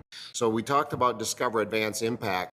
Complementary to that, we've recently launched an angel network, which is people in the community deciding to vote with their own money and creating an angel network around the University of Minnesota. It's run by an external company, but it's for individuals that are interested in making those investments, kind of investment club. As we know, there's over 600, I think it's over 660,000 alumni.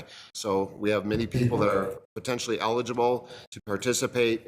And then on the deal flow side, not only will they be looking at University of Minnesota research startups, which we manage, but student startups and alumni startups are also eligible to participate in that. In addition, we're formulating right now, we haven't finalized it, a founder's pledge, which would mean a non-binding pledge for those who are both maybe the academic founders or early stage leadership, along with early stage investors, and just making a non-binding pledge that they can pay it forward as if they've had some successes.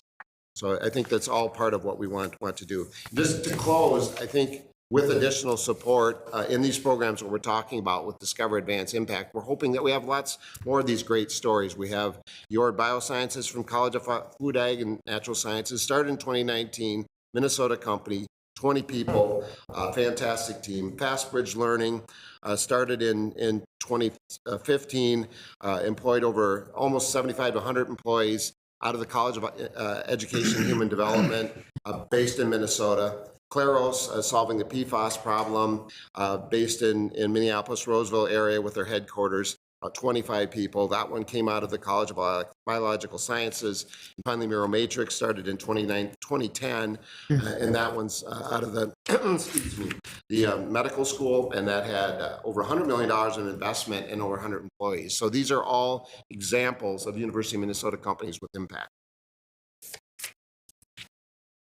So I'll close out with a couple of slides.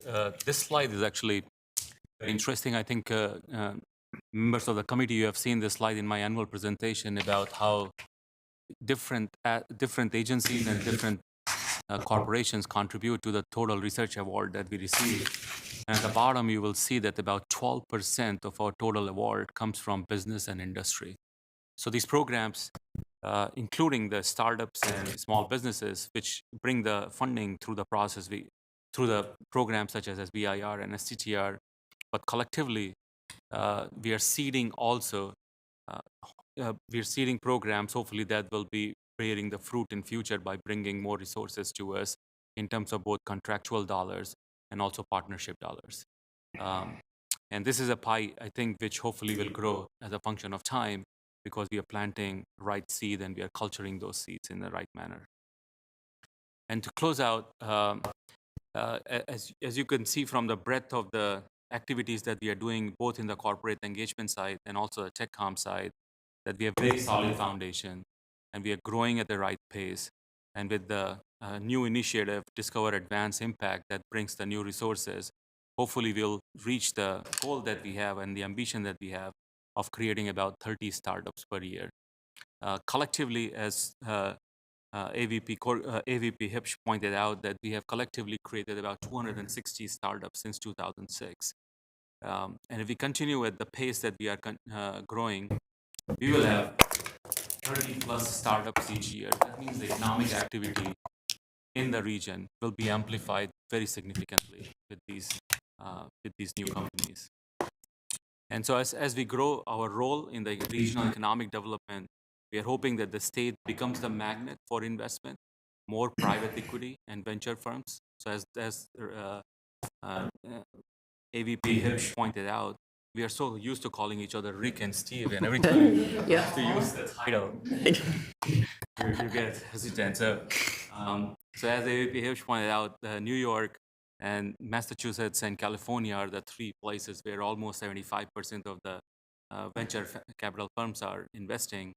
And we feel Minneapolis and our neighboring city, Chicago, they're really well positioned to lead Midwest in becoming a hub for venture capital investment. And I think hopefully we'll create a nice model and good example in that process. So thank you very much for the opportunity to talk to you today. Thank you to all of you, to Vice President Priya and AVPs Crockery and Hipsch. These are wonderful and very exciting presentations. And I know we've already had regents who are ready to ask some questions about this. So let's get started.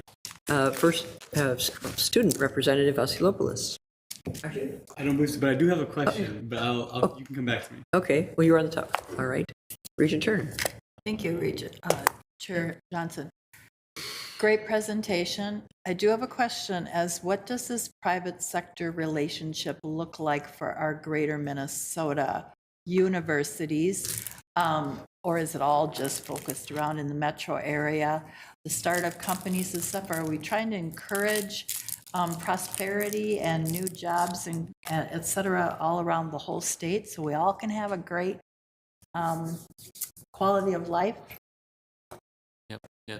Thank you, Chair Johnson and Regent Turner. I think I'll let Rick describe how we collaborate and partner with state initiatives such as Launch Minnesota and Small Business Development Corporation. And so even though our emphasis and focus is on university-based companies, we contribute and participate in development of ideas in the larger Minnesota conversations. So let's Rick describe. Thank you, Chair Johnson, Regent Turner. Yeah, there are a couple of different specific answers. Our research commercialization primary focus is on where the research is. So it doesn't necessarily, it's represented by where the university does research. We have a very strong presence here in the Twin Cities campus. We also have a strong presence in the Duluth campus as well, where there's some research. We have a couple of startups, 2 or 3 startups we can talk about as at our next opportunity. But I think the real cross Minnesota efforts are being done at the state level, and we're very involved in those. The effort is called Launch Minnesota. It's part of the Department of Education and Economic Development, and it's really a hub and spoke model. There's the state agency, but each of the 7 regions around the state of Minnesota have their own spoke and within each of the communities. And part of it is the innovation needs to be happening, hyper local or in that local region. So that's kind of one part of it is building out that ecosystem, and we're involved with that. I'm on the board of directors for Launch Minnesota, and we talk about that opportunity quite a bit. The second thing that I would mention, the University of Minnesota Extension is involved in those local communities. I mean, we have a footprint in each of the counties, and we have people in the extension that are also involved with the state's small business. And then the third is the Minnesota Cup statewide competition. Again, it's a statewide, it's not just for Minnesota, University of Minnesota companies. There are feeder programs for that in each of the regions as well, so that some of those regional winners are getting like free entry into the semifinals by winning their local competitions. And all of this is to make sure that we're getting out into those communities and getting the people locally. We can send notes out from Central or from the state of Minnesota or from St. Paul, but that doesn't resonate as well as somebody in each of the regions. And there's some of the regions are stronger than others right now, but it's really a focus on stimulating the entrepreneurial ideas. Thank you. Thank you. If I can add another point here, Chair Johnson and Regent Turner. VP Corkery leads a board, it's called Innovation Minnesota Board, and this board comprises of CTOs of major corporations and companies, but we have also invited other institutions to participate in this and take advantage of our activities. So maybe Steve can describe to you. Sure. Thank you, VP Priya, Regent Johnson, Regent Turner.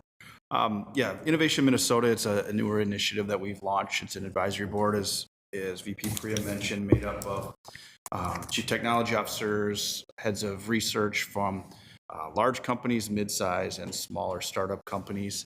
And we have partners from Metro State as well as Alexandria Technical College to represent the Minnesota state system and making sure that we're representing 2-year programs that provide a lot of workforce for companies across the state. And that group is really exploring what can the state of Minnesota do to help advance and spawn more innovation across the state. Our job isn't to lobby. Our job is, as the university, as a convener, to hear those ideas, and then we'll publish a report at the end of the year here that with recommendations that other groups like Greater MSP and others could choose to use to help create awareness for this. But early on, the topics that have come up from this group that we see the most energy and passion around are artificial intelligence and the idea of having an incubator in the state to help some of these startup companies be more successful. And I think that the next meeting we have in October is really exploring what is needed for workforce for the state of Minnesota to be prepared for some of the incoming AI jobs and advanced manufacturing jobs that are coming. So we actually have a presentation from our partners from Metro State, or from the Minnesota State System, talking about what they're doing on the 2-year side, the 4-year side, and then how that program could potentially matriculate into the university for graduate degrees. So I think those are just the start, but as we mentioned, there's other topics like advanced manufacturing that are going to help impact companies across the state of Minnesota. Thank you. Thank you. Regent Hipsch. Oh, thanks, Chair Johnson. Well, one big wow. That's all I can. I got more to say than that, but this is huge. There's no question that those startup companies are going to be the next Fortune 500s, and actually we're up to 17 as of June 4th. We've got Securian and Fastenal coming in the top 500, and next year we'll have another one with Solventum that's spun off from 3M, so that's 18. And for all practical purposes, you should include Medtronics. Their executional and operational headquarters are here, and also Cargill. So, I mean, we're keeping score. I mean, we're playing Iowa in 8-9 days, and they have 2. We have 18, and that's the score that really matters, I think, to the people of Minnesota. I mean, the football scores matter, don't get me wrong, but this is really important. This is jobs. This is what it's all about. This is what gets me up in the morning, so keep up the good work. So, thank you. Thank you. Nick, do you have any other comments about outstate, greater Minnesota? Well, I mean, I don't like to call it greater Minnesota because that assumes that Minneapolis is lesser. Minnesota. Oh, correct. All right. Gotta be careful there. So. Okay, lesser. Somebody. No. Okay, that's fine. No comments on that. We're doing fine. We'll be fine. So. Okay. Regent Kenyanya. Yeah, thank you very much, Madam Chair. I just want to say it's pleasure to see my favorite Hipsch. They're all over. Yeah. No, appreciate the presentation. And I just, actually, Mr. Hipsch, you've probably been here long enough to remember the voice of Regent Simonson, who could turn an audit meeting into a tech commercialization conversation. One I see Chair Mayor nodding. I know, she knows. Who's very passionate about this. So I'm glad we're discussing this at this level. I just want to compliment the partnership between UMF and Research and Innovation Office and the ecosystem there. I think that's really important. And I mean, for really all areas, but especially here, to just kind of have one voice, kind of one appearance when we're going externally, especially with these, organizations. And the university is decentralized, and that's okay, right? It's not that one person has to own the relationship, but just to make sure we're, the example I think of, when I was at UMD, I was part of the planning team for our student entrepreneurship conference, and we were about to go out to some local companies and ask for like 10 grand, 20 grand. And the development office caught wind and said, hey guys, we're about to ask them for $1 million. Like, can we, and you just don't want to, you don't want to not be on the same page and whatnot. And I think there's an opportunity even to kind of see how we bring in career, services and whatnot, just to make sure we're all understanding what's happening in this corporate environment and how we can build upon that. Brief question. I'm going to give a fictional example, very fictional. If Professor Kenyanya comes up with a very innovative discovery and is looking at his options on how to commercialize this, what is the pitch of going with the university's office rather than maybe leaving the university and taking that, assuming they can, depending how it came to be. I mean, what are we offering for the faculty that makes them pick to work with us? Yes, Chair Johnson and Regent Kenyanya. By their employment contract with the university, if they're using a university one grant or substantial university researchers, it's university policy that they must use our office. So there is only one technology commercialization office for all 5 campuses, and we're responsible for analyzing and then filing intellectual property and doing that commercialization. And in exchange for that, there is a Regents policy for distribution. But if the university doesn't own somebody's brain per se, and so there are abilities for people at the university, for researchers, for Professor Kenyan to go outside and do things on the outside, but anything that's done as part of the university duty is governed by university policy. Yeah. That's a real stretch, still, Professor. Yeah, it's in the multiverse. Kenyanya and Chair Johnson, if I can maybe add a point of clarification as well, and I fully believe Regent Kenyanya will definitely be eventually working with the tech transfer office. So a couple pieces with that. So intellectual property is owned by the university, and that's true across the country for faculty. We're not unique that way. It has to come through the tech transfer office. But I think I hear a little different part of your question there, which is after we own some part of the intellectual property, not all of it, but once it rolls out into a startup, we are doing something great here, which is we have the opportunity to then help invest in that early startup. And not all of them probably vetted, and I don't know all the details here, but this is the general thought. And then, so does the university invest in all of them? No, we don't have the resources for that, but I suspect most are quite happy when the university does. They can certainly go get their money for how to start their business somewhere else. But the university here is offering a great service to be able to help support that early seed venture fund and that early money to help them launch, because ultimately from our conversations before on rankings and publications and all those things, the goal of all of those things is changing the world and the community. And the way you do that is by making sure Regent Kenyanya's idea doesn't just sit on the shelf in a publication somewhere, but actually moves out to the world.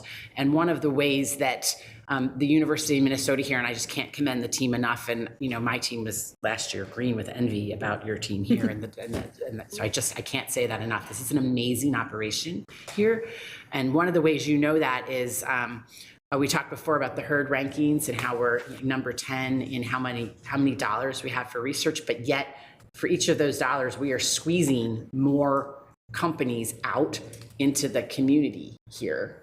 And more startups. So we're more efficient at taking the brilliance of the community here and turning that into real life startups that are actually impacting the community in other ways. So we'll go back in other conversations over the year around this amazing, both the amazingness of this office and of the partnership with the foundation and the success they're having, but also this corporate environment that we live in here, and how this is unique.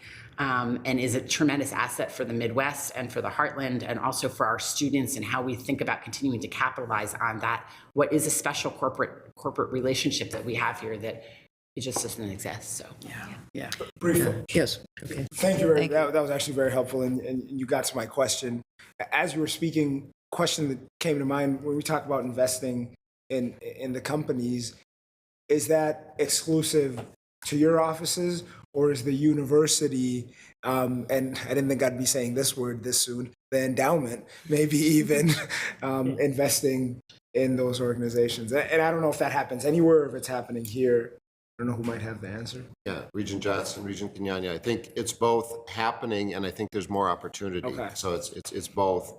The university's Discovery Capital program does investments, and since 2016, we've invested about $10 million. We don't invest in every company. We certainly have a very good vetting process, and it's done through the Office of Investments and Banking, because they're authorized to make those investments. Independently, there's the University of Minnesota endowment managed by the Office of Investments and Banking, and then there's also the endowment that's part of the foundation. Both of those can be eligible to also make investments, but typically they're doing as an institutional investor and not individual companies. Right. But I think that's an opportunity. I know Regent Hipsch, I've talked to him a little bit about that in the past, that that's possibly an opportunity to carve out some money for that, but that's not my job. Yes. Thank you. Thank you. Just as we close, I just want to say thank you for this excellent presentation. I think it gives us an idea of how, in their wisdom, some of our predecessor regents decided to delegate certain parts of this, a lot of this work, to our very talented faculty and staff. And we're here to see this. So we have a mission why we're here. This is a part of what we are doing. And as we get into finance and ops this afternoon, we'll get a little better idea to make decisions based on what we learned about how we're going to make things happen. So this was great, and thank you very much all. Thank you very much. Thank you. We have one final kind of agenda thing before we get just the consent report. And the next session will be on international education, research, and outreach. Our presenter will be Harvey Charles, Vice Provost for International Affairs, Global Programs, and Strategy Alliance. Yes. Yeah. And let's see. Okay. Thank you. Thank you, Chair Johnson, members of the board. For the next agenda item, we're asking for a review of proposed amendments to Board of Regents policy, international education, research, and outreach, with a vote planned at our next meeting. To present you an overview of the proposed revisions, I want to introduce Dr. Harvey Charles, our Vice Provost for International Affairs. This is Vice Provost Charles' first presentation to the board since being hired in this role in June 2023. Prior to joining the U, he served as Dean of International Education and Vice Provost for Global Strategy at the University of Albany, and the Vice Provost for International Education at Northern Arizona University. Dr. Charles serves as the university's Senior International Officer. He leads the Global Programs and Strategy Alliance and advances the university as a global leader in international teaching, research, and outreach. With that, Chair Johnson, I'd like to turn the presentation over to Vice Provost Charles. Thank you very much, Provost Croson, Chair Johnson, Co-Chair Kenyana, Harvey Charles, as was previously said. I would just not go ahead and share more details about my background with you, except to say that I've been in the field of international education for about 34 years and worked at a number of institutions around the United States. I'm delighted to be here. I understand that it has been several years since you've had a presentation from GPS Alliance, so I'll give you a quick introduction about our office. GPS Alliance is the central international office for the University of Minnesota, both the Twin Cities campus and the system. We actually consist of 8 units that facilitate the university's global learning, teaching, research, and engagement. The largest of these units actually focus on student mobility. So we're talking about international students, the International Student and Scholar Services, as well as the Learning Abroad Center that sends our students to study overseas. There's also a huge focus on curriculum internationalization to ensure that all of our students have access to global learning, whether they go abroad or not. In addition, we have the China Center, which builds bridges between the university, state of Minnesota, and China, and it's currently celebrating its 45th anniversary this year. Let me quickly mention that the University of Minnesota was one of the first American universities to enter China when it opened up in 1979. We have a federally funded National Language Resource Center, which is known as the Center for Applied Research and Language Acquisition, or CARLA, and it conducts research and provides professional development to help improve language teaching and learning. We have the Interdisciplinary Center for the Study of Global Change, which brings together faculty, researchers, and graduate students committed to issues related to global change with a focus on the Global South. We also support the campus through our International Health, Safety, and Compliance team, which manages the International Travel Registry and Insurance Program, among others, and our on-campus passport office. In the GPS Alliance, we have a decades-long history of pursuing comprehensive internationalization, and we are a pioneer in the field of international education. The entire university benefits from this extensive and diverse infrastructure and expertise. I understand that the policy was reviewed by the Senate Committee on Educational Policy, as well as the Senate Consultative Committee. So I'll just move right ahead and share with you some of the proposed changes. So the first comes from Section 2D, and the change is the addition of the term mutually beneficial to describe our international engagement. And the rationale for this is that it is important to state explicitly that international engagement should be reciprocal. We actually want to ensure that the work we do with partners around the world is of benefit to both sides. There is a history of power imbalance in Western-dominated approaches to international engagement. We believe ideally that we should both be sharing and receiving from those with whom we engage. A good example of this is from Extension, where they have worked with or they have been working with Kisii University in Kenya. Kisii is the region of origin for Kenyan immigrants, for many Kenyan immigrants, maybe most Kenyan immigrants in Minnesota. And that's actually how the relationship started. One of the projects was to help train female farmers in Kisii so that they could improve their crops and economic situation. Now, Extension is working with those same farmers to teach Minnesota farmers to grow crops that are typically grown in Kenya and therefore sought after by the immigrant communities in Minnesota. The second proposed change is found in Section 3, the introduction, and the change involves adding the word support in addition to promote and encourage internationalization. And the rationale for this: in order to be successful, the university must not only promote and encourage international activities, but also provide support. This does not necessarily mean financial support, but could include actions like removing barriers, expanding access, or improving processes. One example of recent support was in relation to our new international insurance policy. When we went to the RFP for a new policy, we identified that we could save administrative time, increase efficiencies, and reduce risk through a blanket policy that would cover all faculty and staff travelers, rather than each person registering and paying individually. With support from the central administration, we were able to make it a reality, and now all travelers are covered. The third proposed change comes from Section 3A, and the change involves adding a reference to an internationalized curriculum. The rationale for this is that not all students will be able to travel abroad for study or research or internship or outreach experiences, and therefore it is important for the university to provide curricular opportunities accessible to all students that also support global learning. The Internationalization Course Design Program helps faculty design or redesign their courses to infuse global, international, and intercultural learning into their course design and delivery.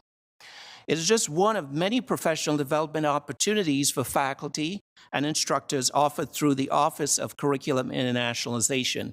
And just FYI, our Office of Curriculum Internationalization is actually the largest on any university campus in the United States, and we are doing groundbreaking work in helping faculty, both at the university and faculty around the country, to understand ways by which they can internationalize the courses they teach.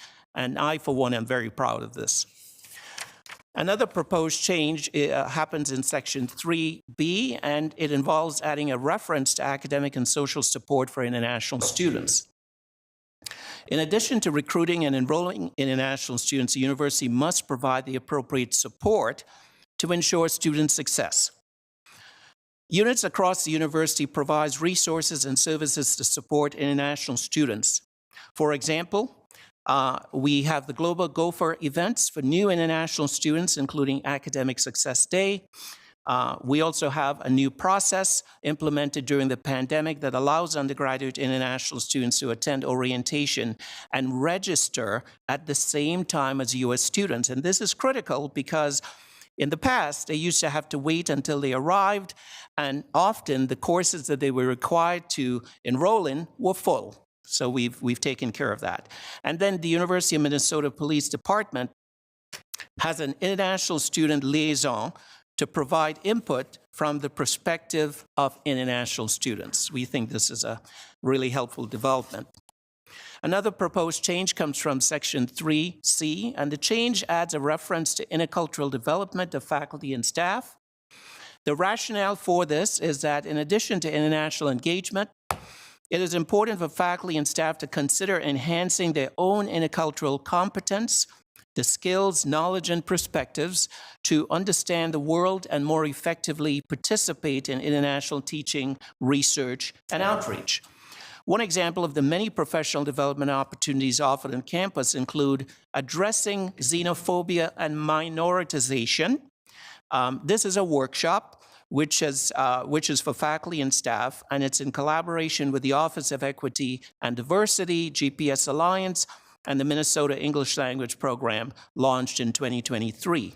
It has proven to be a very popular workshop, and sessions are regularly full with waitlist.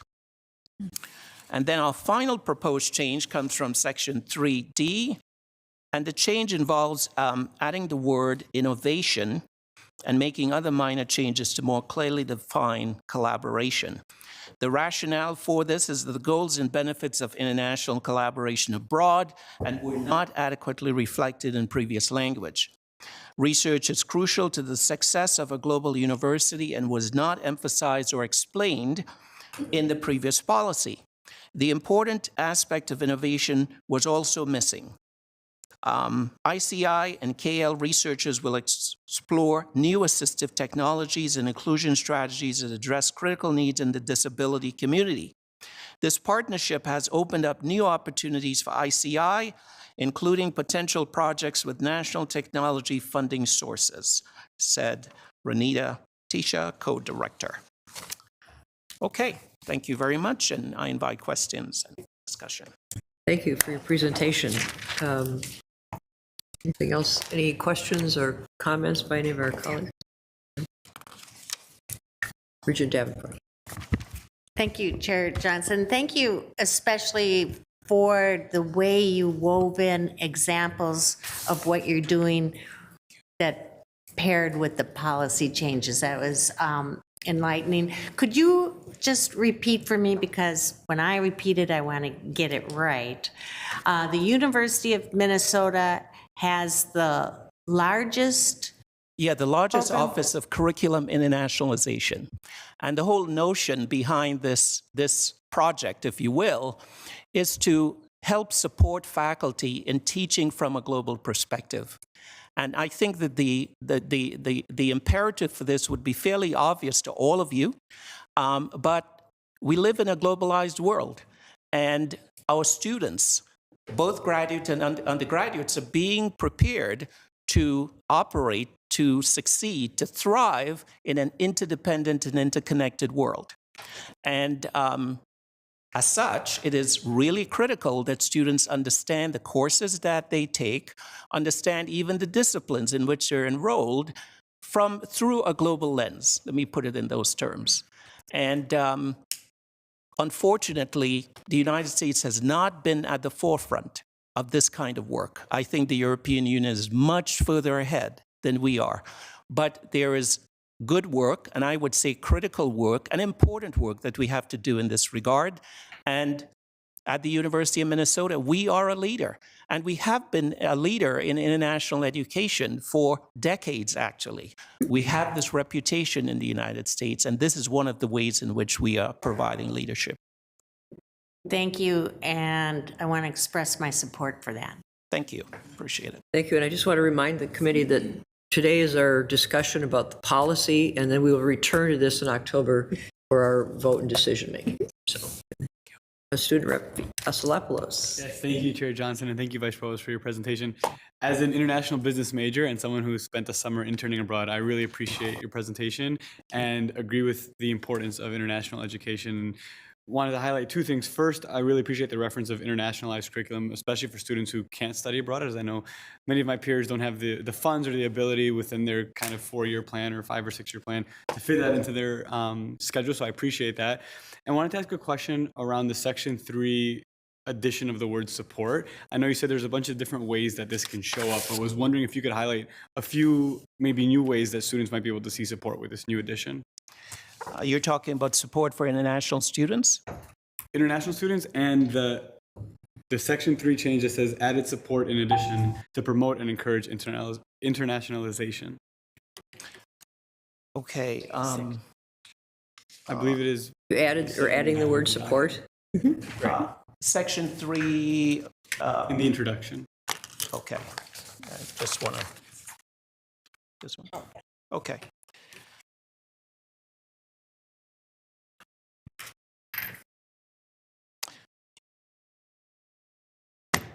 Okay, spending excess. Okay, Regent Vasilopoulos, I'm wanting to be very sure that I follow the protocols. So just once again, just very briefly, tell me exactly how you want me to respond, in terms of exactly what you want me to address. I want to be sure that I respond accurately to you. I appreciate that. Thank you. Sure. Just curious, I know the proposed change on page 79 of the docket says added support. The word and the verbiage in addition to promote and encourage internationalization is a tough word I'm working on. So just curious on some ways that students might be able to see those support that encourage international activities, but also provide that support for students to go on that. Yeah. So the University of Minnesota has a fairly large population of international students. It's about 5,200 international students. And of course, on a campus like this, the needs of this population would be quite great. And in fact, this is why it's critical that we have an infrastructure to support this population. We have the Office of International Student and Scholar Services, and there are almost 40 staff in this office. It's the largest group of professionals that I've ever worked with, just dedicated to ensuring that international students receive the kind of support that they need. And so we wanted to make sure that we added this language in the document, support, to ensure that an important dimension of our engagement with this community would ensure that their needs are responded to. I think it would be the height of a responsibility to not only admit international students to the university, but to recruit them, to tell them, we want you here. And then they arrive and not find the kinds of structures in place to ensure that they can succeed academically. So. Appreciate that. Thank you. Okay. You're welcome. Thank you. We'll just wrap it up with final comment by Regent Kenyon, your question. Yep, thank you, Madam Chair. Vice Provost, thank you for the presentation. I'm very much in support of the policy changes. I just wanted to highlight one thing. You mentioned the Kesey University partnership. Yes. I'm a big fan of partnerships within the university, and I want to highlight one that maybe didn't come out there. That's a partnership with Extension. Yes. Your office and Extension have been doing that for over a decade now. Yes. And, taking the model that Extension does here across the state, and then with your knowledge, taking that internationally and kind of doing that same thing. So I just wanted to highlight that for my colleagues and praise that collaboration with Extension. Thank you very much. Thank you. And thank you very much, Vice President Charles, Provost, and we'll look forward to returning to this in October for decision making. Thank you very much. Appreciate it. We'll now move to the consent report, and we'll power through this and get to lunch. How's that? Provost Croson, will you please lead a brief overview of the items in the consent report? Thank you, Chair Johnson, members of the committee. Having previously heard a report on last year's program changes, as well as an overview of the process that generates those consent report items, I'm now happy to provide the first consent report of the year for your consideration with my and the President's recommendation for approval. The report includes one new academic program, one program to be discontinued, and two programs requesting changes. Additionally, the report asks for your consideration of conferral of tenure for two new faculty positions. I'm happy to answer any questions.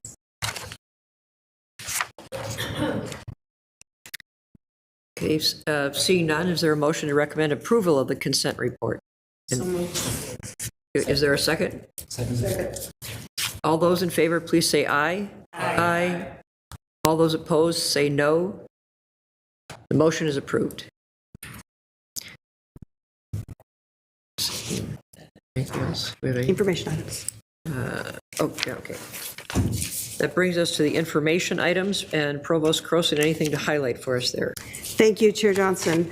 I'm pleased to remind you that our regular report of student, faculty, and staff accomplishments are included in the docket for today's meeting, along with links you can follow to get more information. There's 3 awards I'd like to highlight. The University of Minnesota's Technological Leadership Institute, along with its partners, Polar Semiconductor and the Minnesota Semiconductor Manufacturing Consortium, is celebrating a $120 million grant awarded by the Biden administration under the 2022 CHIPS and Science Act to expand semiconductor manufacturing in the state. Monica Kimbeng, professor in the School of Public Health, has been named a 2024 Bush Foundation Fellow, which includes a $100,000 grant, but is also a great honor in and of itself.